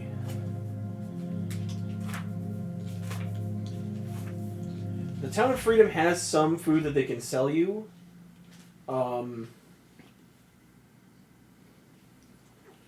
So for 1 gold piece, you could get 10 rations. So it'd be 40 gold for 4 gold for 40. So that would be 4 gold per day, essentially, of travel expenses. Okay. Pretty Colorado. I think it's. I mean, I'm not hurting for money. It's just up to you if you want like financing ahead of time. With Yeah. The trip. Get back after game 1. I'll spend 10 gold for an additional 100 pounds. Okay. So if you're going through 40 a day, that's like 2 days worth. Well, how long a trip are we looking Hanko Village, getting through the mountains is going to be rough because it's going to be slowed down. It's not going to be 2 moves per day. It's going to be 1 move, like 1 square per day of travel, just because it's rough. Okay, so I mean, you would know, Miner, that like there is abundant food in the forest ridge because you're surrounded by wildlife. yeah. It's dangerous wildlife, but and you imagine if they hadn't had you two with them, they would have a rougher time finding it. Right. But you know that you could basically help rustle up food for this entourage once you get to the forest ridge. Hanko Village, the blue. Yep, Hanko Village is the blue So square. that's 2 squares away. That is I'll say you're in Freedom right now. Yeah. That is 2 days travel through the mountains. So round trip 4 days. Yep. So it'll be 160 pounds worth of food for the round trip. And you said we have 200 pounds on us. Yes. Okay. So that me spending an extra 10 gold should be for 100 pounds. And that would be roughly because it was 4 pounds per gold piece. And need 40, so it'd be 10 gold per day. Yeah. How many extra days worth of food do you want to buy? Say 3. 3. Okay. So, And that's not too much. yeah, that's a worst case scenario, assuming there aren't provisions and things we could restock when we're there. Yeah. If it helps, So it should be more than enough. I mean, since he's been here his whole life, but me living here, 10 amount of years roughly, I do have that Outlander background. I'm good with geography, and if there's food or water available, I can find it fairly easily. I'll chip in with that if that helps lower our requirements at all. It just might, if like an emergency happens, like Just nudge it down a little bit or something. Okay, yeah. I'll offer first support there. So go ahead and spend that. Mm-hmm. Any carts I'll say you guys get a few carts as a donation. That's fine. I mean, if you want to burn your own provision carts, that's totally up to you guys. That's what we've all been doing the whole time.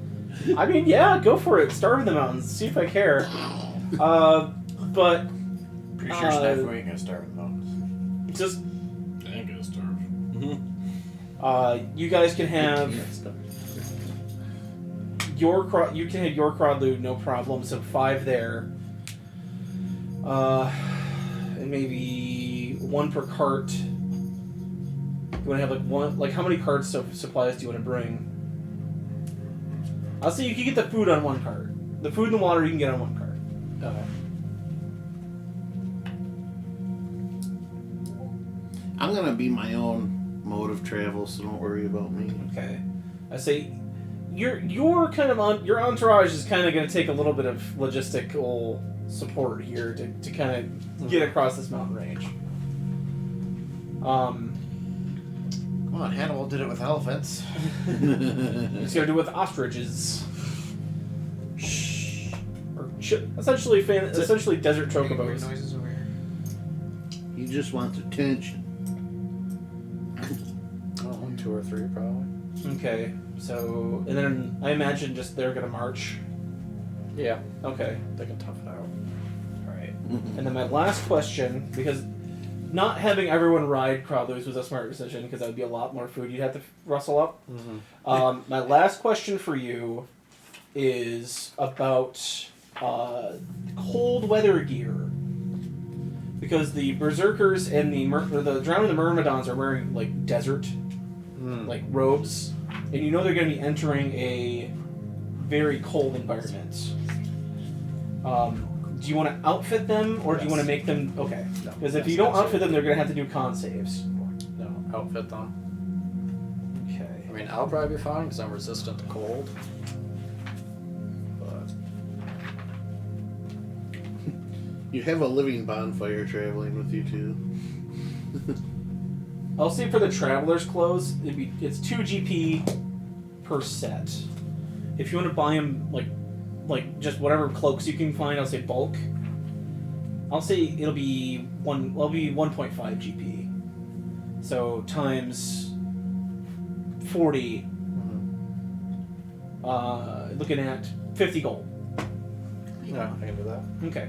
So you buy some buy some cold weather cloaks, some gloves, and some kind of extra blankets for your group. And that could be it's your survival gear could be in your second card. Yeah. Third cart, just provisions, like extra like climbing gear, stuff like that. Tools and whatnot. If you want to provide tools for I'll say for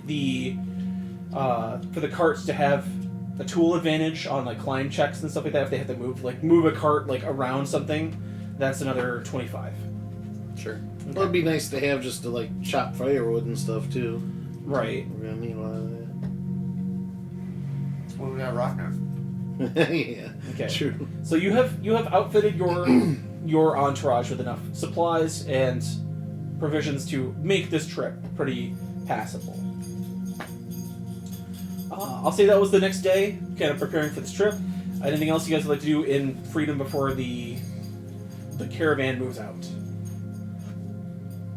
I'll just warn the caravan. This many people showing up towards Honko Village might put my people on the defensive for whatever. It's kind of a lot of people to randomly show up. But Maybe we could go on ahead as yeah, I a was group. gonna say maybe we could Just get ahead of them first. But yeah. Okay.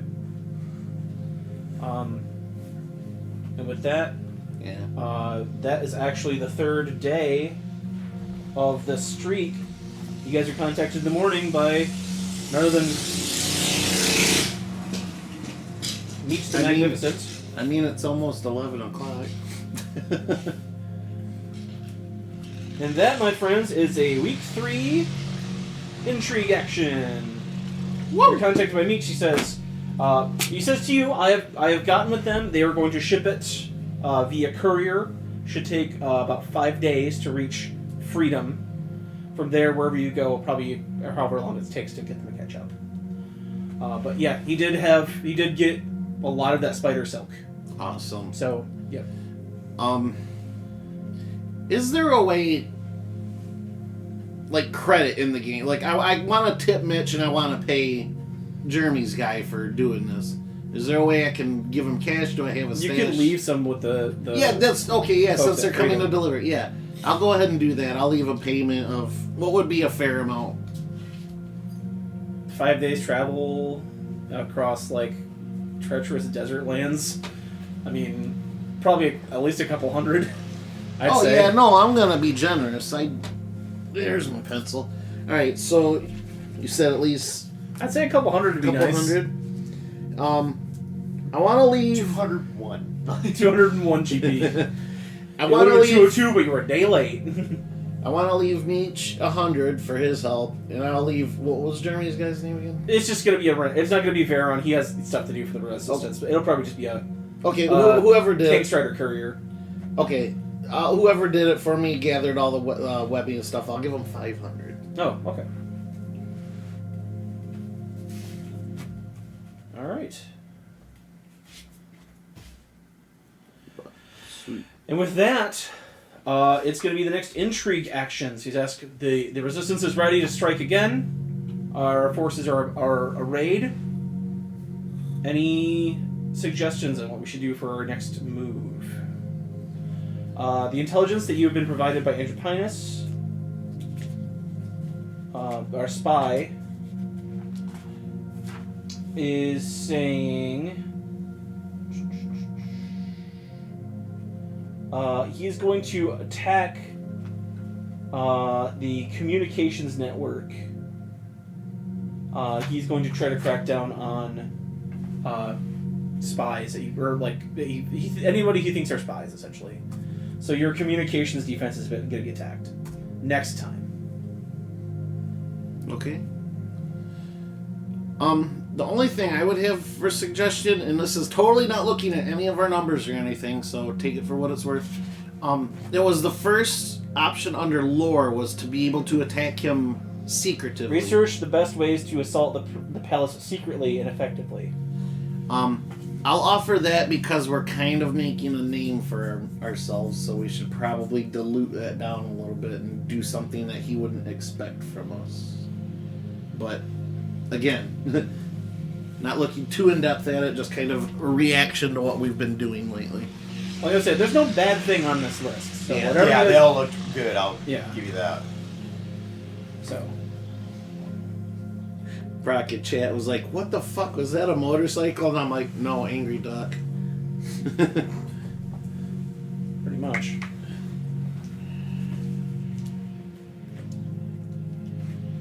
Some highway demon raiding Henderson at 11 o'clock at night. Yeah. But anywho, Any other yeah, suggestions? That's what I got. Like I said, they all looked pretty good. I don't remember what the other ones were. And they're based off of our stats, right? Yep. That's a lore ability. You guys rolled a lore at a +2 with a DC of 20.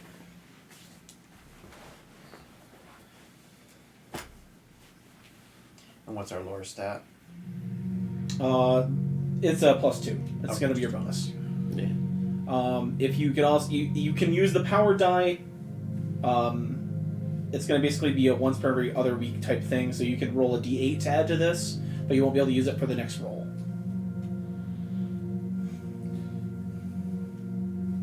You'd have to roll a 18 or better. Well, if you Just a roll, +2. it'd be 1d20 plus 1d8 plus 2, Okay. and then that would be with That's the if we power use dice. it. Yeah. That's, And that would be a DC 20. Not impossible, but not great. Because you guys last time attempted the get advantage on your next check, and I believe you guys did not make that one. Yeah, we didn't get that one yet. what's probably our best stat? Your best stat is you're good at operations and you're good at espionage. What was the operations one? Your next one would be protect an asset from assault by enemy forces. Enemy would have disadvantage on their next attack roll. Or assault a ruin or dungeon on Athos for resources and treasure. You would raise the defense of your choice by 2. That's a DC 30. You'd be rolling at a +3, so you'd have to use the power die for that one. I don't think that one's achievable quite yet with your current stats. Yeah. Espionage. Place an agent inside the Templars. This agent will warn the allies of the next action Enterprise will take in the coming turn. I technically gave that to you this week. Right, yeah. And he's going to attack her communications next time. Yes. So, I mean, getting the one that Gives him disadvantage. Disadvantage would be good. Yeah, if we know he's going to be going offensive like that, we should do something that's more defensive as a reaction. Or preemptively, yeah, like give him disadvantage. Right. Okay. Yeah, I kind of like that too. Like I said, I didn't think there was any bad one. No. I mean, It's that just a one, matter- no. maybe that a one and matter the Palace one are both the same DC. You're just rolling the one for the disadvantage of the next attack and a +1. Additional +1. Yeah, I was just wondering, what's more achievable for us, sort of thing. Technically, the disadvantage of the next attack is a little bit more achievable. Just by 1 point, though. Right. Yeah. Uh, All of these quests, by the way, do have values that they add to your overall. your intrigue thing. So any adventures you're having out here are adding to your overall bonuses. So Okay, I guess we got the vote. yeah, I kind of like the disadvantage one in this. disadvantage, Jesse. Yeah, I'm fine with that. Okay. Makes it. I mean, because he's going to go offensive against us no matter what, but this at least makes it harder. And this one is against your weakest defense. Your communications isn't quite the best right now. So, Kind of makes sense, all things considered. Yeah. um, Like I said, like all the options seem pretty good, but so who would like to roll? And are you going to use the power dice? who wants to roll? I can roll. You're not gonna roll? Nope. It was your idea. I blew the last one and I voted otherwise, so I'm out. Leonard, you roll. What's that? You roll. I can roll. My second question: are you guys using the power dice? That would be the other question. Yeah, we should use the Yeah, if we're rolling. Yeah, because we don't want to. Yeah. If it's a hard roll. go Again, for it. it's our weakest defense John Yeah. said, so I'm gonna it make would the be in our notes. best interest. Use to it or make lose it, that. right? No power die. Okay. You said it's a D8, right? Yep. Yeah, it's +2. Should I roll on the table here? Yep. So 15. 10, 15. Plus 2, 17. Do you have any inspiration you'd like to use for a reroll? Anything like that? Anybody or I will allow inspiration for a reroll. This is fine. I have 3 luck points. Would that work, or? Technically, you didn't roll it, but I'll allow it. Okay. I was just thinking, okay. Because it's supposed to be a D20 you roll, but that's fine. Can anybody it's- provide the it's- inspiration? I'd say This yeah. is the group Honestly, roll. I think these are the I'll- 3 bonus luck points we got for doing the Christmas. Oh, thing. good. I Okay, have yeah. available I'll let ins- that slide. I have available inspiration. I'll go Okay. ahead and give it to you. He'll brother inspiration. Okay, go ahead. You can go ahead and re-roll the D20. I rolled perfectly average, so. One less. Okay. So, 17 was the best roll. 17 is not going to cut it, unfortunately. Just need to grow the forces a little bit more. It's still very young in the development of the resistance, so it's fine. So unfortunately, Dramatic. Should have gone with the original die. but it's all good. It was a natty. Nothing's going to break the resistance. It's just going to be a kind of a hindrance. So you guys attempt We're your. all gonna get our 1 out of the system, and then we'll start. Got plenty of time. You take your agents. They perform this also the next day. They're just not able to stop the spies from going across to get that attack to go through. So each kind of comes back. Unfortunately, the plan was not a success. But we didn't lose any agents. We didn't lose anything. We just didn't succeed in the mission. So I'm taking it 100 gold back. What do we pay you for, Meech? to do this, to be the I have to speak in Meech's voice. To do this, to be the communications between me and you. Fine. Well, I don't like the news. He just slams the Whisper Stone. And Yeah, like slamming a phone. Meech out. Meeches, please. All right, and it is your first day on the road to Hanko Village. Let's do this. I'm assuming a straight north move. Unless there's a safer route. I don't think Not there really is. any route through these mountains. You So tell Yeah. us. all right, we're gonna break out the journey rules. He went to bed already. Actually, I have a good chance I'll be seeing them in August. Yeah. Become a soaring eagle, so.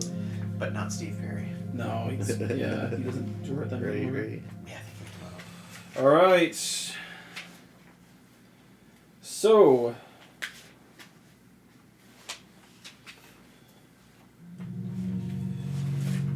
The embarkation. We need a guide, a scout, a hunter, and a lookout. Isn't there one that used stealth and perception? Stealth and perception and insight is lookout. Stealth and investigation is scout. Guide is wisdom and survival. I'm Hunter is 100%. athletics and survival. 100% gonna guide. Okay. Scout. Well, I can either do whatever, the one that has stealth or the one that has perception. Well, don't you have that shield that does perception now too? Nope, that's other lizard man, John. Yeah, that's Eldritch Didn't Scroll. somebody get a shield that did perception now? I think we got that shield again, but nobody uses shields, I don't think. Mm-mm. Okay.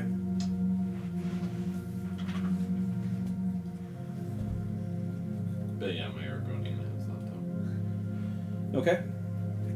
So I mean, I still need people to just take positions. It's not going to be a make or break. Who has the next best perception? Or what's with the perception one? That is lookout, Perception and what? perception and insight. Insight. Say who has a good insight or perception? My perception's 8, my insight's 3. But that's better than my stealth. I mean, I got 10 in both, but I still think I'm pretty suited for guide, too. Guide was... Go ahead. What was guide again, just to double check? Mostly wisdom and survival tests. Yeah. I'm equally suited for that. Plus, I have Outlander, if that helps at all, but... What does the Outlander do? Outlanders, I basically have photographic memory with maps and geography if I've seen it. And then if there's food and water, which would If that really plays apply into to it, I will this. let you know. Yeah. And then I just assume I might know the area too because I've lived here for a while. But I mean, he would as well. Yeah, well, you live in the forest ridge. The mountains are kind of still. Well, I mean, once Yeah. once we're more toward familiar territory, that might kick in. But So I have each of those three. I have one of Don't- those stats that are I'm great. gonna say right now, don't overthink this. Right? No, I'm just saying. Like I have a 12 survival, a 15 stealth, and a 12. I'm not perception, gonna party so. wipe you if you get a 1 on the Right. embarkation or So I anything, could either do stealth or I could do perception. So I'll do the perception instead. there, Whatever that one So is. you're gonna be lookout, boom. guide. Mm-hmm. I need hunter and scout. I think you might be better for scout because it requires stealth and investigation. yeah, I can do that one. Yes, stealth.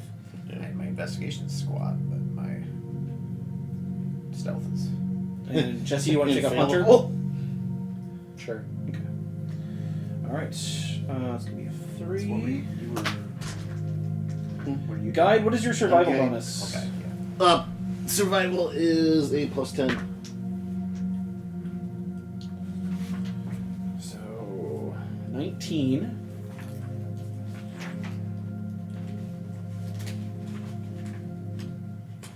Okay.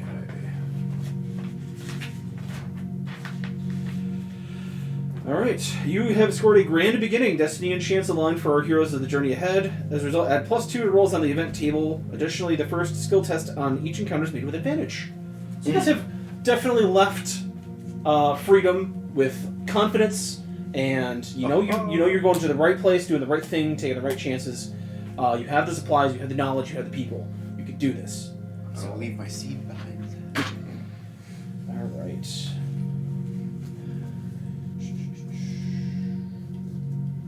Just as long as you don't bust a nut. Bust a move.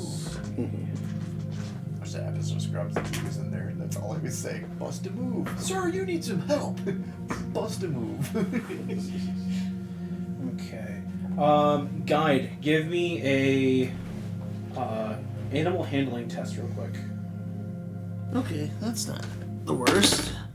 13 and 5, 18. Good, sweet. You got your bounce through the areas that you need to go through. That's good. Sweet. Okay. During the journey. That is a 50-mile journey. It's going to be.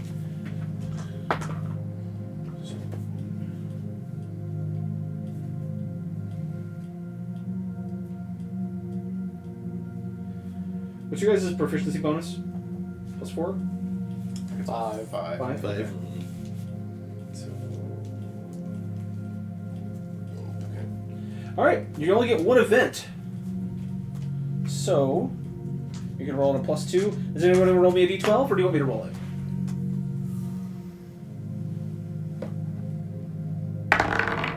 Two. 2. +2. Okay. As you guys are traveling through the mountain ridge, you see, as you guys are kind of going up the winding roads, you're passing like the mountainside roads, kind of like the Paso Cajadras, you just bundle up. The carts are barely keeping on the roads, but you're getting a good distance up there. You're getting about halfway through the first leg of the journey. You see the end of any sort of trails that will lead in, and you see a group of other travelers, a few warriors, look like in another adventuring band. Like they have fallen off the trail, and you see like they're kind of like broken leg, kind of like their cart has fallen. And there's like a wreckage down below, kind of like in the area right where you're gonna be going. Steph was like, see? Free food. Oh. No. You joke, but. You can decide if you would like to help these people, or if you just want to pass them by and keep going. Do they have any banners or family symbols? What does my elf I see? Give me a perception. Eesh, 15.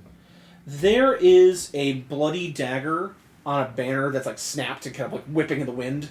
But you can see that it doesn't really come up with any sort of mercenary groups that you know of.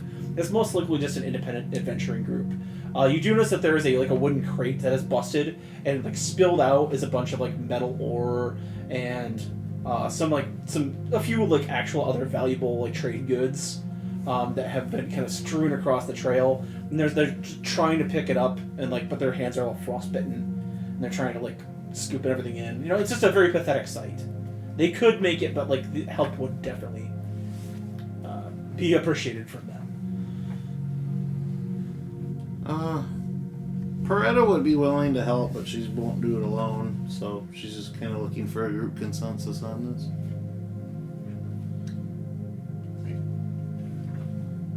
I'm not opposed to helping either. Okay. Helping could be beneficial to the outcome of the journey.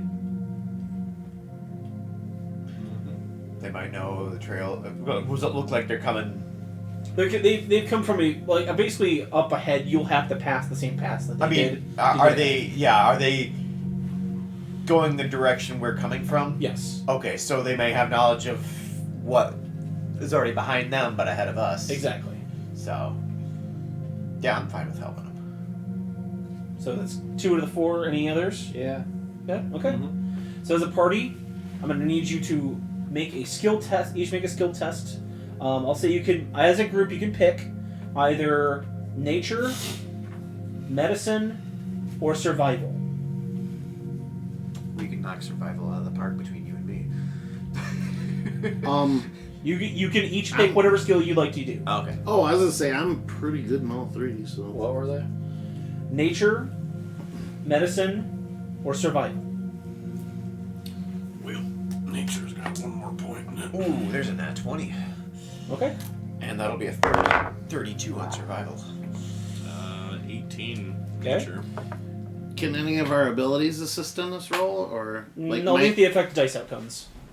Oh, nothing can. Not I passively know the mountain, so I just automatically succeed or whatever. It No. has to whatever would affect a dice roll, you can use it. Okay, my natural healing abilities and create fire as well Not to warn really. them. Okay. Yeah, not really. Okay. Yeah, it'll help you, but not be the hinge. I got a 21 Okay. survival. Okay. 25 survival. DC is 18. Yeah, say 32 survival. All right. I got a plus 10 and 2 out of 3 of those. Everybody gets an inspiration as you help these poor mercenaries. They say they are just out raiding an old dwarven mountain pass that lies ahead. They give you the directions to not take the south road because that's where the road crumbled. It was mostly just loose stone. Take the other little bit longer path, but just adds a couple hours to your journey, and it'll add a +1 to your arrival roll. So very good. That's the idea. Do you gonna try and convert them to Hydra? Bring them the I word. will give them. Give me a persuasion Hydra- test. I'll give them all Hydra's blessing with lay on hands. Okay. You just whisper in their ear. All Hydra. Oh, Hydra, yeah. Heil Hydra. What was it? Persuasion? Yes. 23. They're like, oh, we'll definitely We'll keep it in Oh, mind. keep we're heading simple south. warriors, Yeah. but we'll look into El Hydra when we get to town. Keep heading south. That's all you'll Pamphlet hear. has some read material. Do you have chick tracks now? You have a facility in the Marsh Deep Swamps? Yes. Is there a fitness center there? By the time you get there, it should be up and running. Yes. There's a great swimming program down here. What was the Young Men's All Hydra Association? The YMOA? YMOA? Okay, so you guys pass through that. The next day you take the other pass, not quite as treacherous or dangerous. You spent your food for the 2 days, so you're down 80 pounds of food because you're feeding your long trail of. This is Oregon Trail. It is Oregon Trail. This is the Oregon Trail part. As you guys reach kind of the crest of the mountains, and you see ahead of you just a slow winding trail down to a vast jungle for miles it goes. I just want to be like, so, Malagas, Kiliani, ever seen snow before? That's pretty Yes. new. You're good. You've seen plenty. But yeah, Malagas, you're like, what is this cold dust Hey, everywhere? where's this cold dust? I'm like, wait a minute, and I'll just use my breath weapon there. And I'm It's like, oh yeah, shit! that stuff. Oh! And then you get pelted with a snowball. Like, what? The higher up we get, the sleepier he's getting the whole time. As you're traveling, you hear the men trading stories of the jungles of the forest. Well, I heard there's giants. Well, I heard there's pterodactyls. What the fuck's a pterodactyl? Well, it's a herd to fly. It's just like all these like wild stories. It tears your dactyls. Yeah, it tears your dactyls apart. These wild stories, and then as you crest the ridge, and like there's just a winding path down. Like all of the the 40 men that you brought with you are just like awestruck at like the vast jungle that stretches out like above them. Or like in front of them on this plain, just as far as the eye can see. You know the trail home, and at this point, this is where you guys had first left. You see the mark. I'll say you even see like the stake you guys had driven in with like the little flag of the AWOL clan kind of blowing in the wind. I have given you sufficient time. What is the actual name? It's the AWOL clan. I'm fine with that. Yeah. What is the patron spirit? Like, what do they follow? Like an animal or a thing? He says he's giving me plenty of time, but that assumes... I asked you this like I know. months ago. Yeah, I do remember you What's the asking. most like, eagle-like animal on Earth? It could be an eagle if you want an eagle. Like, The Rock. rock, flag, and I eagle. say not the giant bird, but Dwayne the Rock Johnson. Actually, The flag is just a picture of him going. Yeah. No, it's the bull. It's the bull. Part of me was almost like, you know what? Porcupine would be interesting. It's your clan, man. Right? it's literally a wall, like brick wall. No, it should be like a big old like cauldron, like a cooking pot. With just a hand like sticking out of it. Now it's just going to be Gordon Ramsay.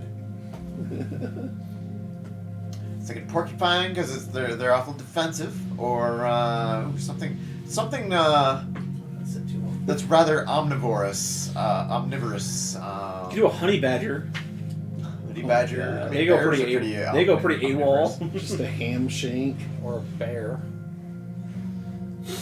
Honey badger don't care. Amongst other things he doesn't care for. Yeah, I was saying, didn't they eat anything? Alright, let's go honey badger. Honey What the badger, hell? all right. You see a fierce little depiction of a honey badger. I'll say he's like attacking. We'll say he's like attacking A a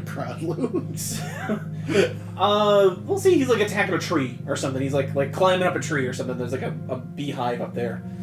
It's the symbol of Clan AWOL, the honey badger. Tenacious, proud, whipping in the wind as you guys like see. That's the marker we left, and you guys go down the ridge. You can't see Hunko Village yet, but you know the way. It's at least like maybe another half a day's travel. For flavor, like as soon as Peretta sees the village, it, like, because her mood is tied to the region she's in. She's just unusually happy and just runs, like books full speed down into the valley. For flavor. I did not write down the arrival rules. So let me pull up that PDF real quick, like. Gotta get the arrival DLC. Like the keyboard elves, your insignia is just a big cookie.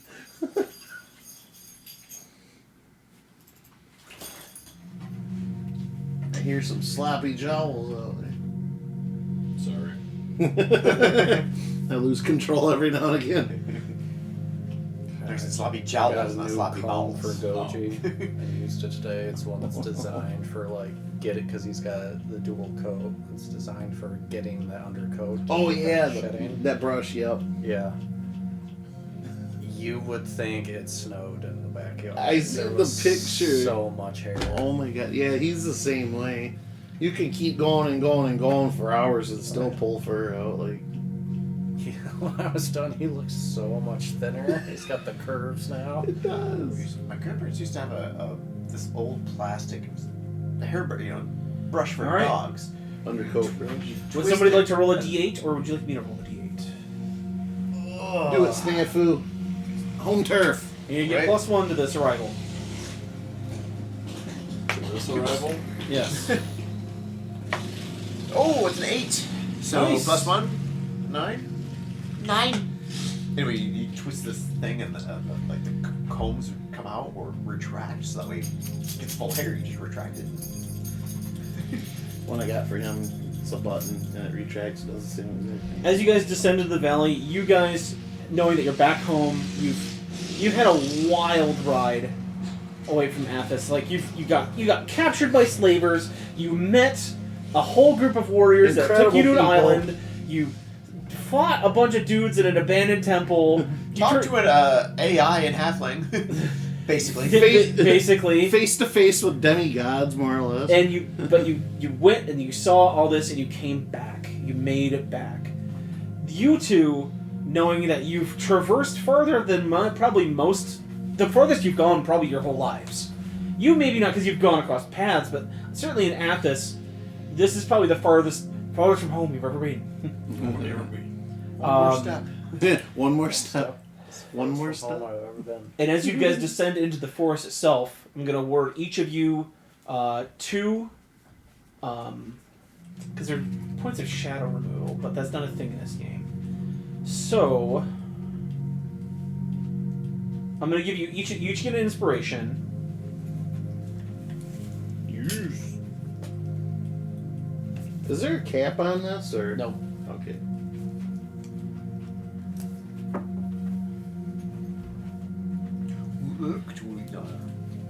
And you know what? I'll give you guys a D12 temp HP, and this'll last until it's gone. Sweet. So 7 temporary HP. It'll last between rests too. You're so invigorated by this journey that you're ready to tackle any challenge that you have ahead of you. It's almost like a slice of heaven on Athos. It is. As you guys descend into the jungle, your team's taking off their cold weather gear, kind of getting acclimated. I think Snafu's mostly just the fresh air, like. Yeah, no, it's There's a difference between Yeah. air and your City in the air. woods, Yeah. the harsh, like country air constant, and wood air. the harsh, constant beating of the sun is finally blocked by shade from trees. You can hear the wind rustle through the leaves as it blows through. And It's still potentially hot. Cool. Yeah, I say it's but not. It's not a hot wind. It's probably at least not like you're used to in the desert. It's probably still warm, but it's not an it doesn't oppressive seem as heat. warm. Yeah. Do you have some jungly music to go with that? Let me see if I have any Sea jungly change music. Have some kookaburras on the back.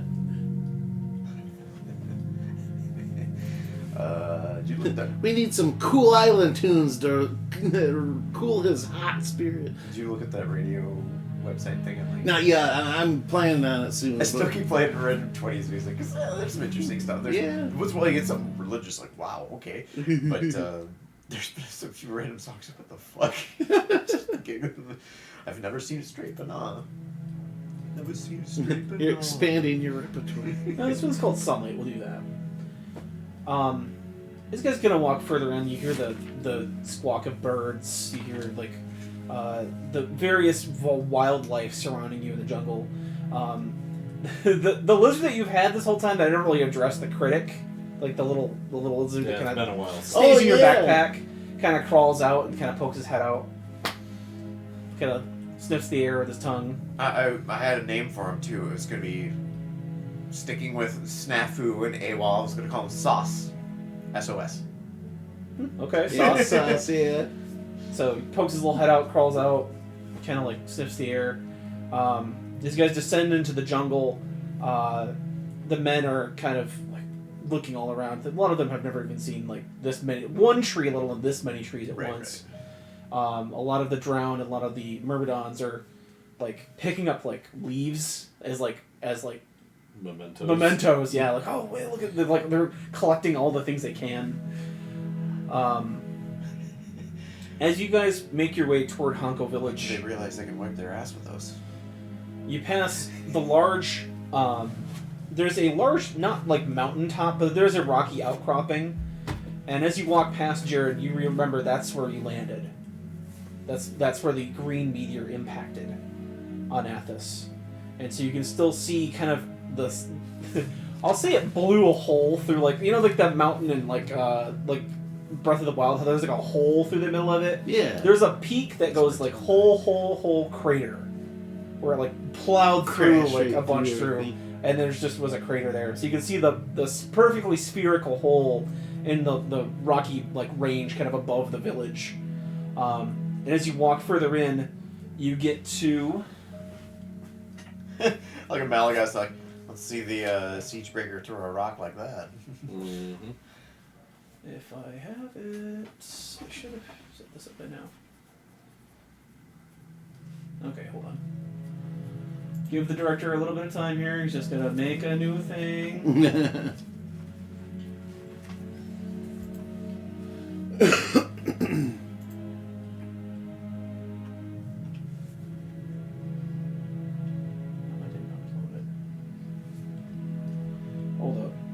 Oh yeah, no worries. Hold. Oh, that's why. No, that's why I put it in the chat for Discord, so I could pull it off Discord to put it on my laptop to get it on here. But I didn't do that. Do you need a minute or? No, I'm good. Okay.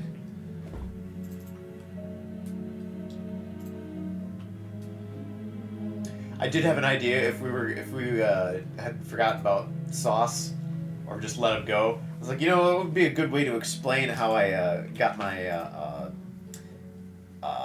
alert feet. I just decided to eat them one day.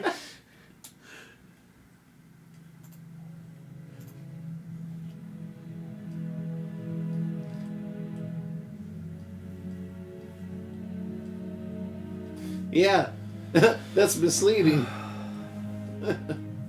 Is the bar full? Is it empty?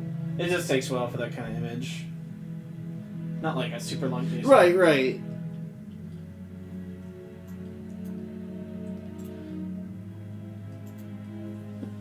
It really is a halfling village. Everything I do, you guys have some little joke for, don't you? That's our That's how I shtick. feel like anytime I RP in this group. We're all about shtick in this group. What are you getting at, Mike? Oh, nothing.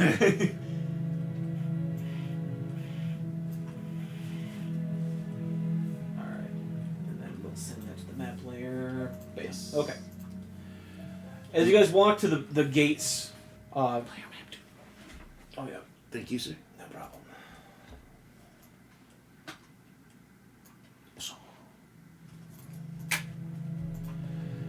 As you guys get to the gates here, you can see that the gates are open, and the vine trellis that there's a spiky, thorny vine trellis that's kind of a natural fence for the village that has been formed around like a lot of the outside, like interwoven through the trees, is still in one piece.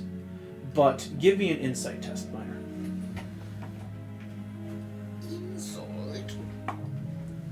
It's a 16. There are supposed to be guards posted, and the guard post, like on the like a tree.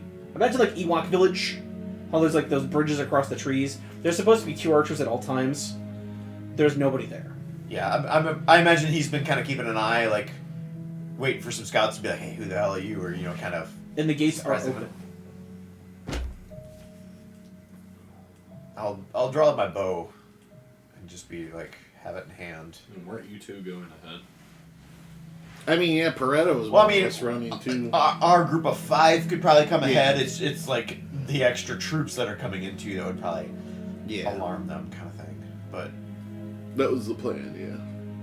Yeah. I see his reaction. I'm just instantly alert too, like Okay. ready to fling a spell.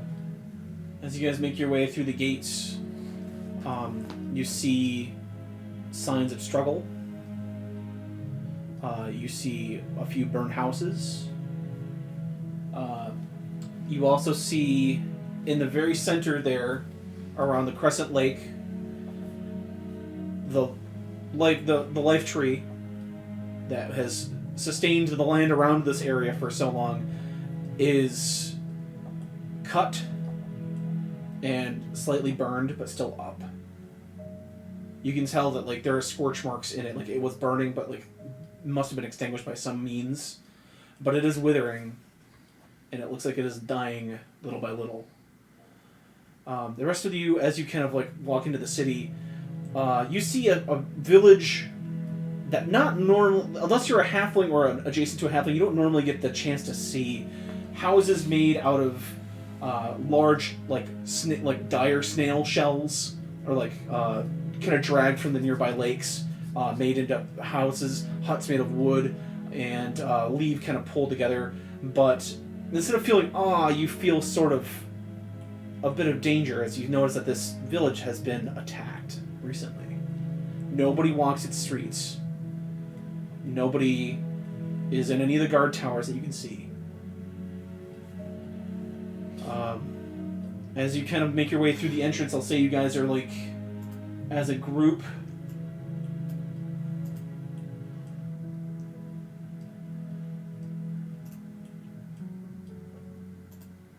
let's see, Dark Sun. Party token. Yeah. I'd probably At the crossroads here. say I'd probably go left to kind of circle around to the tree. Okay. Where's... I guess it would be my mentor for here, like the head shaman that I would have been training under. The large sort of tree fortress in the north end of town is the Druid Circle Enclave. Okay, obviously out of control of herself and overwhelmed with emotion, Peretta's gonna tear ass as fast as she'll turn into a flying creature and fly right across the river to go. Okay. Head down. Jesse and Micah, what are you guys doing? I'm gonna follow Miner for right now, Okay. just because I don't know if there's any danger still though. Jesse? I'm gonna get my people to set up a perimeter, Okay. and obviously like have the main entrance covered, but make sure we're not gonna get surprised from any, Okay. someplace we can like retreat back to if we have to while we're exploring this place. Okay. Oh, actually, could I do like investigation for like tracks? That's why I'm going to break you guys up into little groups. I'll at least let Kiliana know if anybody does come in and attacks your men, try not to kill them, because it could be my people thinking you're invading as well. I mean, defend yourselves. I'm defend yourself, but try not to kill them. You turn music up a little if you want. I think it's... At least until we get some sort of idea what the heck happened here. Jesse, as you kind of fan your forces out, are you going to tell them to look for anything in particular?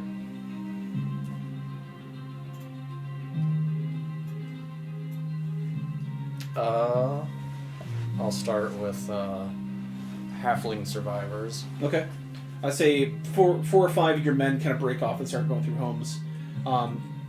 Go ahead and give me an investigation.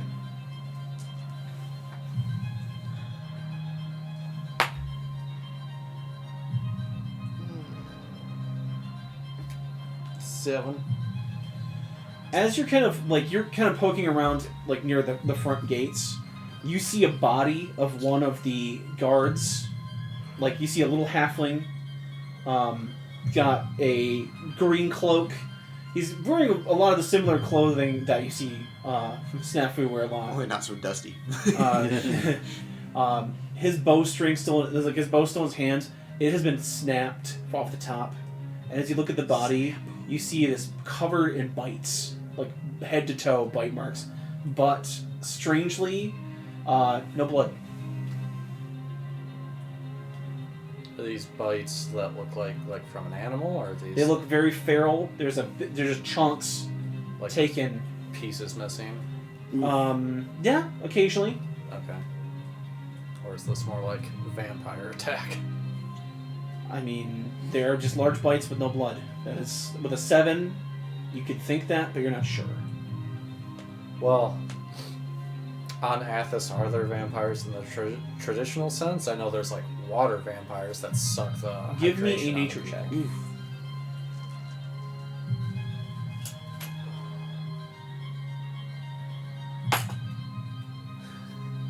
Oh, that's a 13. Okay, 15. I thought I rolled a 3. Not that you're aware of, but you do know that there are strange things on Athos. You could have just not seen a creature in your life here. But as I'll say, like as the scene of Kiliani kind of holds the thing, you see him kind of like look away into the distance to kind of like think. We'll pan to you two. Snafu, as you're kind of walking through the streets, Malagaz behind you. I'll say Ragnar behind you as well. Hammer out, kind of like looking around like for any sort of threats. Go ahead and give me an perception. Perception, or I was going to do either survival for tracks. Survival, that would work for tracks. Yeah. My other thought, where would be some place in the village something could be hidden that wouldn't be so obvious, like... Of course, something important could probably be in, you know, either the chief's tent or where he flew off to, or she flew off to, but where it might be something else that I would know, like, hey, maybe somebody's going to hide something over here, you know, at this location that maybe an evacuation point or something. Either evacuation point or, like I said, just something, a not so obvious place. I'll say there's a root cellar near underneath like this large bluish building here. It's going to be the local. Not like tavern, but like kind of like the brewer's like hut. Where a lot of people gather, like a sort of a town meeting place. There's a root cellar there that's good for hiding things. You know what? It's home village. I'm gonna burn an inspiration on that one. Yeah.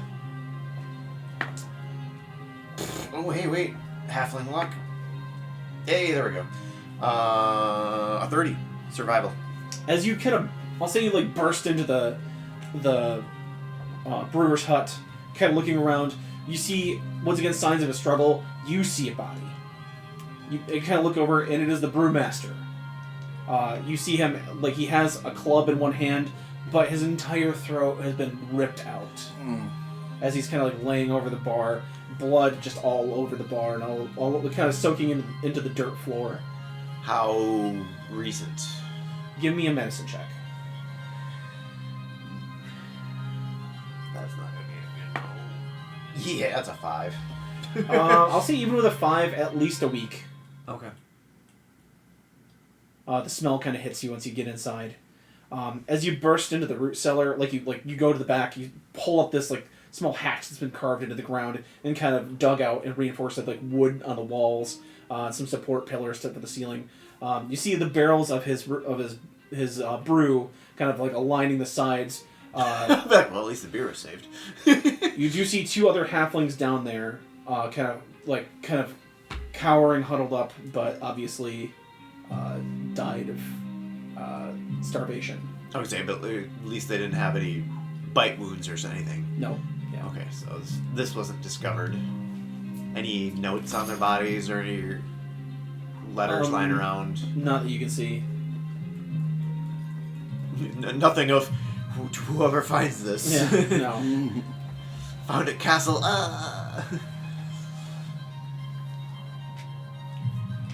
As you're checking the root cellar, what are you doing, Micah?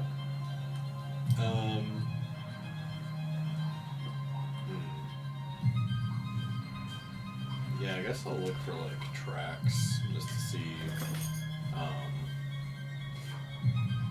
Give me a survey. anything other than like halfling. Okay. Could I do investigation? Yep. Well, give me a survival first just to see what tracks you find. 9. You find a few. You find it like a big group. I heard of them. Now give me investigation. 18. You see that there is like it looks like children's feet in the mud, like Right. kind of going everywhere. I But just assume that's halfling. that's usually like a halfling footprint is like the size of a child. But you see that sort of masking, like going over it, is a massive print of like a 4-toed, almost like a talon of a creature impressed into the mud. That you don't really see it unless you kind of go back and like, oh crap, it's a large footprint, like a clawed footprint, like in the mud, and it looked like it grabbed something in the talons, dug in, and flew, because you can see it like down pump and like shot back up in the air.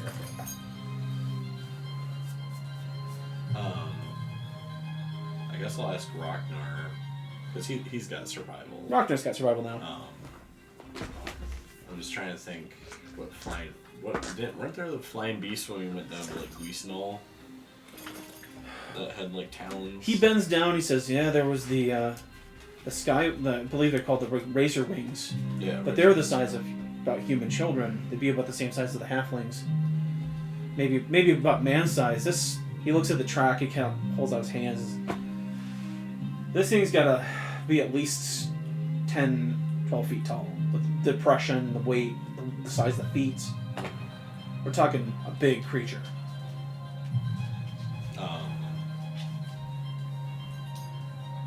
Did we see which direction Snafu went? Yeah, he went to the nearby blue roofed hut. I'll meet up with him and then ask him, like, we're not familiar, obviously, with this area, but we found a giant bird talon-like footprint that would have carried something. Are you familiar with, like, local... Well, what have I hunted in this area, John? Everything local. Everything. Yeah. What haven't I hunted in this area? You've been raised from a boy here. What kind of role do we want here? He still is a boy. I was gonna say not far, but What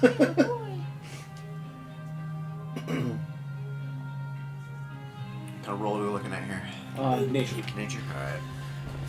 With my domain title researcher, I have a +5 in that now. There you go. Otherwise, it was a +0. And I roll a nat 5 to bring that up to a 10. With a 10, it could be a wyvern, but you're pretty sure all the wyverns stick to the northern side of the mountain range. There's a middle mountain range in the woods. Any wyverns mostly stick to that region, and they don't really travel out that far unless they're like provoked. The only other thing it could be is maybe a giant eagle, but then the feet don't really match the talons because they're more like, I believe, three-toed. It almost looks like it's almost like a bat, but you've never seen a bat like with that big feet, like big of feet. It'd be like a dire bat of some kind, but you've never seen one in this region. Okay.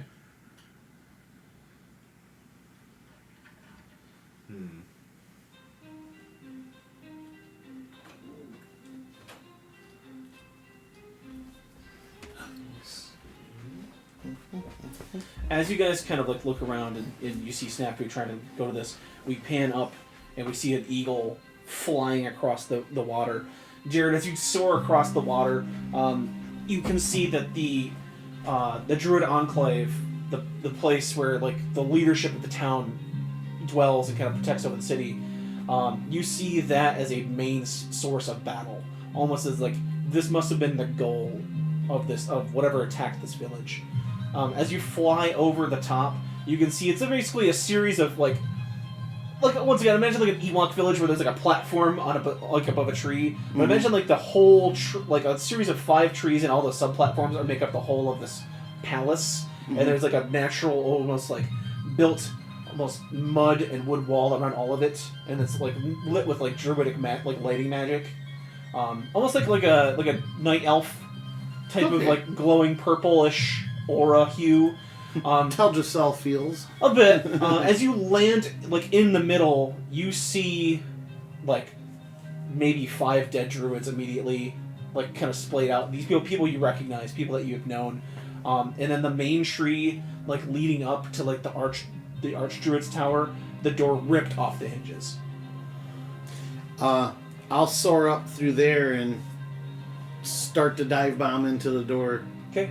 Well, there's an open window at the top of the I'll do that tree. then. You fly right in, perch inside, and you see obvious signs of a struggle, but you do not see a body. Give me a perception test. Okay. You said what form? Eagle? You're an eagle. Okay, does that help at all, or? Yeah. +2. Okay.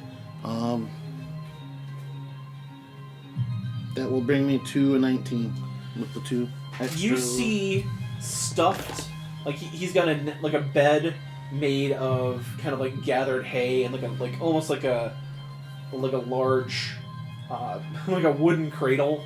But you see stuffed in that, just poking out, is a scroll. I'll scoop it up, grab it up, read it. Turn back into a human. I'll revert, yes. Pull it out. No, he turns back into an elf. And you unravel it, and you recognize the script of the Archdruid here of Hanko Village. That he is, in fact, the Archdruid and also the chieftain of the village. As you read the note, it says, "Whoever may find this, creatures arrived from the west. They came at night. They came with a large creature that scooped us up. At first they took a few, now they assault in massive numbers. If you read this, please contact Pyretta and Snafu in the city of Balak, that they may come and help us." And it was signed, but then just hidden. Okay. I'll pocket it. I'll emerge back. I'll kind of look around and survey. I'll just kind of do kind of a Spider-Man thing in the window and kind of... What are you looking for? The signs of combat. What's the biggest threat happening right now around me? Nothing. It's silence. Whatever happened here happened. Oh, I thought you said there was general combat going. It's all gone and come. Signs of combat. Okay. Perception for anything moving that might be, not the party necessarily. Ooh. 15 with the 10 kicker will be 25. You hear the sound of, in like one of the lower levels, you can hear the sound of like kind of shifting and breathing, like things are like something realizes that something has come and is trying to hide kind of in a lower room. You can see like a little window that's like, it would be on the top of the room if it was on the lower floor, but like on the floor at the top. You can sort of see as the light shines in there, something shifting. Okay, is it accessible in my current form, or would I have to do something special to get down there? You would have to shift back into an animal of some kind to get into that easily. Otherwise, you'd have to go through the door, go downstairs, go through another door, Right. close the door. Okay, I'm going to activate my spirit and use my last one to shift back to the eagle form or whatever. Whatever would make most sense for the context of the situation. Alright, do you fly into that little alcove? Yeah. As you fly down, as you turn back in, you see turning around, just absolutely surprised, one of the druids of Hanko Village. We'll say his name is Kanto. Just like the first Pokemon map. That's the first name I pulled out of my head. No, that works. I love it. Just, Pyretta. Oh. And he goes and runs up and hugs your leg like super tightly. I thought you were dead. We all thought you were dead. What is this Snafu with you? Snafu is with me. What happened here?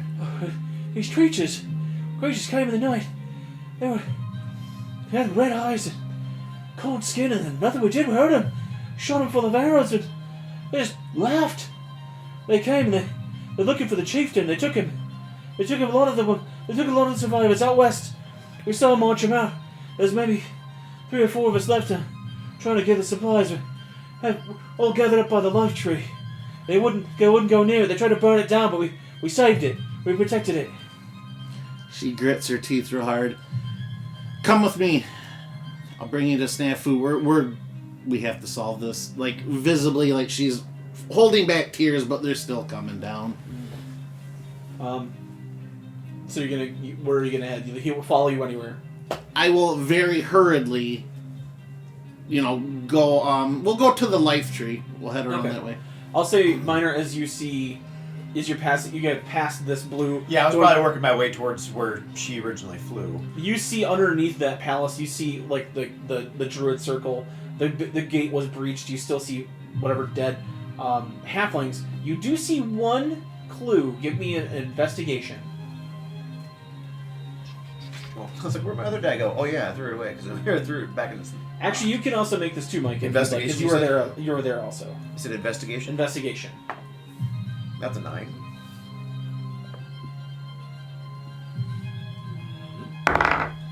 Uh, 26. As you kind of go up to what appears to be like a pile of soot, You're kind of like, what the hell? And you kind of poke it through it. But Micah, as you like poke through it, you pick up a jawbone of something. Whatever this pile of soot was once human. And you see what appears to be an arrow sticking out of the middle of it, like in the middle of this pile of soot. And then the jawbone has fangs coming out of it.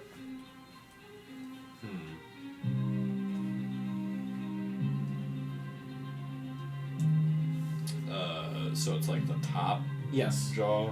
Yep. It's like a shattered bit of a. You can see the shattered bit of a skull that was in this pile of soot or ash of some kind. Okay. It's very brittle. It's like you have to like be careful to not break it once you pick it up. Okay.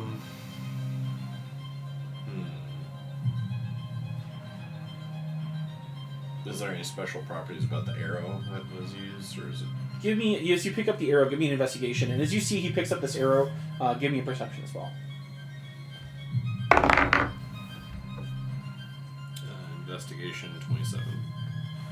Perception's 31. You can tell through that this arrow is made, it is expertly made completely out of wood. There's no stone head to this arrow.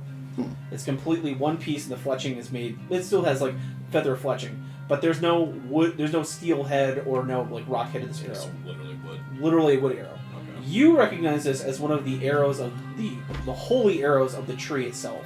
That when branches fall from the tree of life, they're carved into arrows that have a special property. Only like the archdruids, like divine protectors, like the village's like champions, can use these arrows. I have two names written down from a long while back. One of them I don't know if it's Surin or Sirkin, Chief AWOL Hunter, suspect in taking down a large sloth. Would I suspect he would have access to He would those? have access to those. Okay, being Chief Hunter. I haven't seen his body lying around. No. Okay, and then I also have Silin, S-I-L-I-N. I saved him from slave trade, and then he was the one that informed me about the life tree issue back home. You haven't seen him either. Okay. I thought you said Flav Trave from Flavor Town. The flavor trade. Slave trade. Nice. Yep, But yeah, you pick up this arrow and it's still pristine. I'll hand the arrow to you. Not gonna do me any good, but I'm just gonna take out some. I'm sure I have some random container to kind of just put some of the ash and the jawbone in. Okay. I'll just put it in my bag. Alright. And as you guys are kind of walking closer, you see Pyretta kind of like pulling another halfling, like dressed a little bit more like Pyretta. He's got the green cloak, but he has another kind of animal skull like on his head. He's got, let's say he's got like a bear skull kind of on his cap. He's got a little staff, and she's kind of like pulling him along toward the tree, but you see her ahead of you. I guess we should probably head that way. I'll just kind of let out a quick whistle, just to kind of like, hey, you know. You hear the signal whistle. Look back, and there's Snafu and Ragnar and Malagai's kind of hey, we're catching approaching. She'll kind of look at them and just kind of lock eyes knowingly with Snafu, and she's going to let out a really pained scream. Again, I've based this entire character around San from Princess Mononoke. Imagine San at her most feral. She just bolts as fast towards the tree, just leaving him behind, knowing these guys will pick him up and take good care of him, but she's just... Okay. Emotions. Okay. Yeah, I didn't necessarily expect you to wait for it, but at least to let you know, hey, yeah, we're coming. You know, the most feral, this is her fire. Okay. This is her passion. She is running toward that tree. As you all make your way toward the life tree, the large steps kind of leading up to it, made out of like kind of carved from the bits of the tree itself as the roots intertwine. You, Jesse, also see as you're kind of like doing a patrol, also see the rest of the party approaching up this tree. Would you like to join the rest of the party? Yeah, I'll tell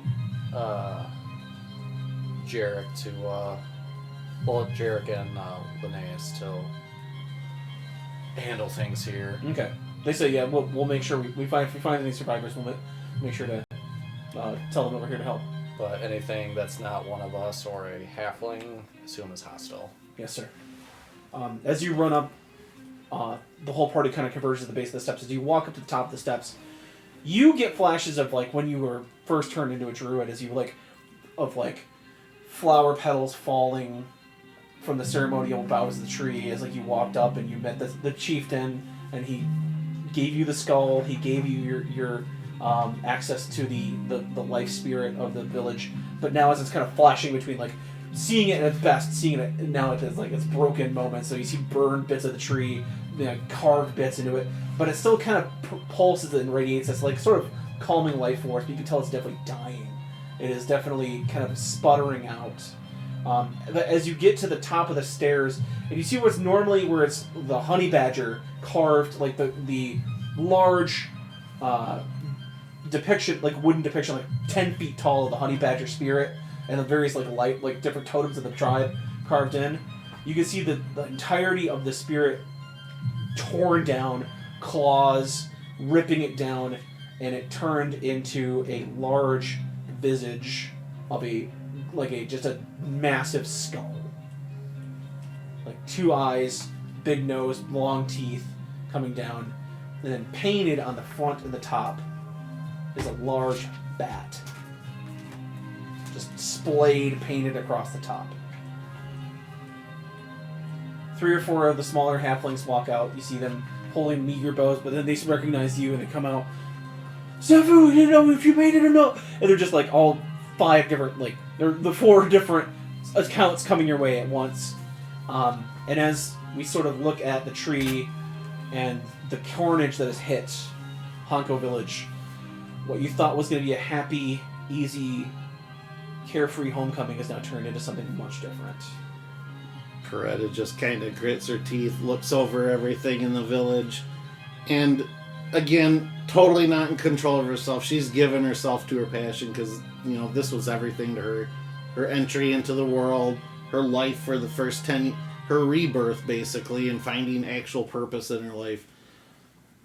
Max spell level on everything. She's alternating between just throwing flame strikes out into the lake and trying desperately to use healing spells to recover the tree. As you're kind of having this feral moment, you hear like a large droning sound kind of coming from above, and then tackling you, Pyretta, like a missile, another small halfling dives off of a large 5-foot-long wasp and 2 bone daggers in hand, and she's got this large set of almost like butterfly wings that kind of sprout from her back. As you recognize as a various type of thing, you've seen this type of thing on Snafu before, that sort of melded halfling tech, she just soars like a missile into your chest, kind of like you both roll into the ground, and she puts a bone dagger to your neck. She says, "Where'd you take him? Where'd you take my people, damn it?" And I have an arrow knocked and pointed to the back of her head, saying, "You got the wrong person." And that's where we're going to stop tonight's adventure. Woo! Alright. We have a bit of a thing going on in Honko Village. A little bit of a kerfuffle. A little bit. A snafu, if you will. Yep. I'll do 10 experience points for tonight. A lot of organization, a lot of planning. Successful in getting the party up here. No problems. It was hard terrain, but you guys rolled good on the arrival checks, so getting to Honko Village is relatively easy. But now that you're here, another problem has arisen. You have some new vague threat, possibly bat-like in nature. Bat-like and skull-like. Definitely something going on. So, Ooh. Unfortunately, How intriguing. I work next week, and I think we have a party the week after, so it's going to be a couple weeks before we get back to Honko and figure out what's going on. Yes, ASHENED WAGON Adventures will be on break for a couple of weeks as real life takes over for a little bit, but that'll be something nice to mull over and give you all time to catch up if you're behind in the archives. But damn, very dramatic. Yeah, I want to say, it's not like Snafu isn't. It's not like he's still nonchalant. He's just kind of taking on this sudden, very serious attitude. Just he's usually just kind of been, I don't want to say carefree, but just kind of going along with things. And now he's just full on serious. What the fuck? Yeah.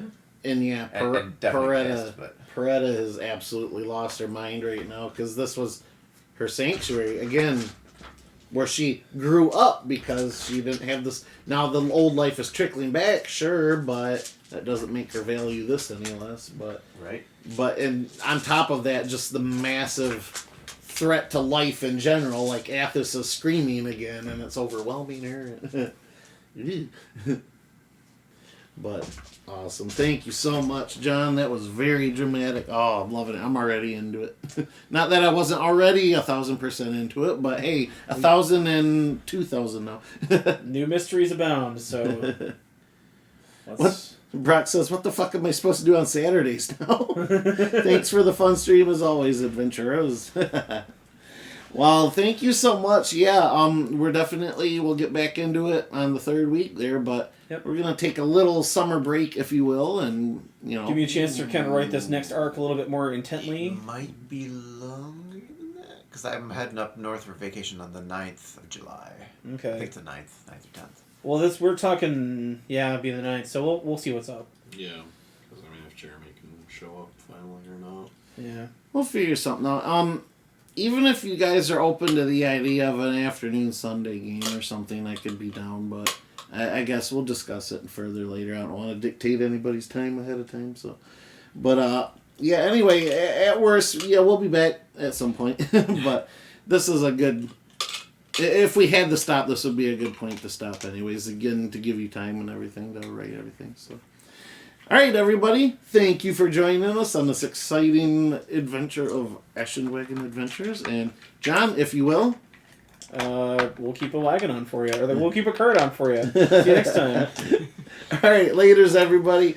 I'll be back hopefully Wednesday. I'm still kicking around the idea. I think I'm going to go ahead and start Chrono Trigger for my first playthrough on Wednesday, so... I've been told it's heresy. I haven't played that, so I'm going to go ahead and do that then. Have a great rest of your weekend, everybody. Rex says, all right, you too, man. Thank you for stopping in, everybody. Later. Bye.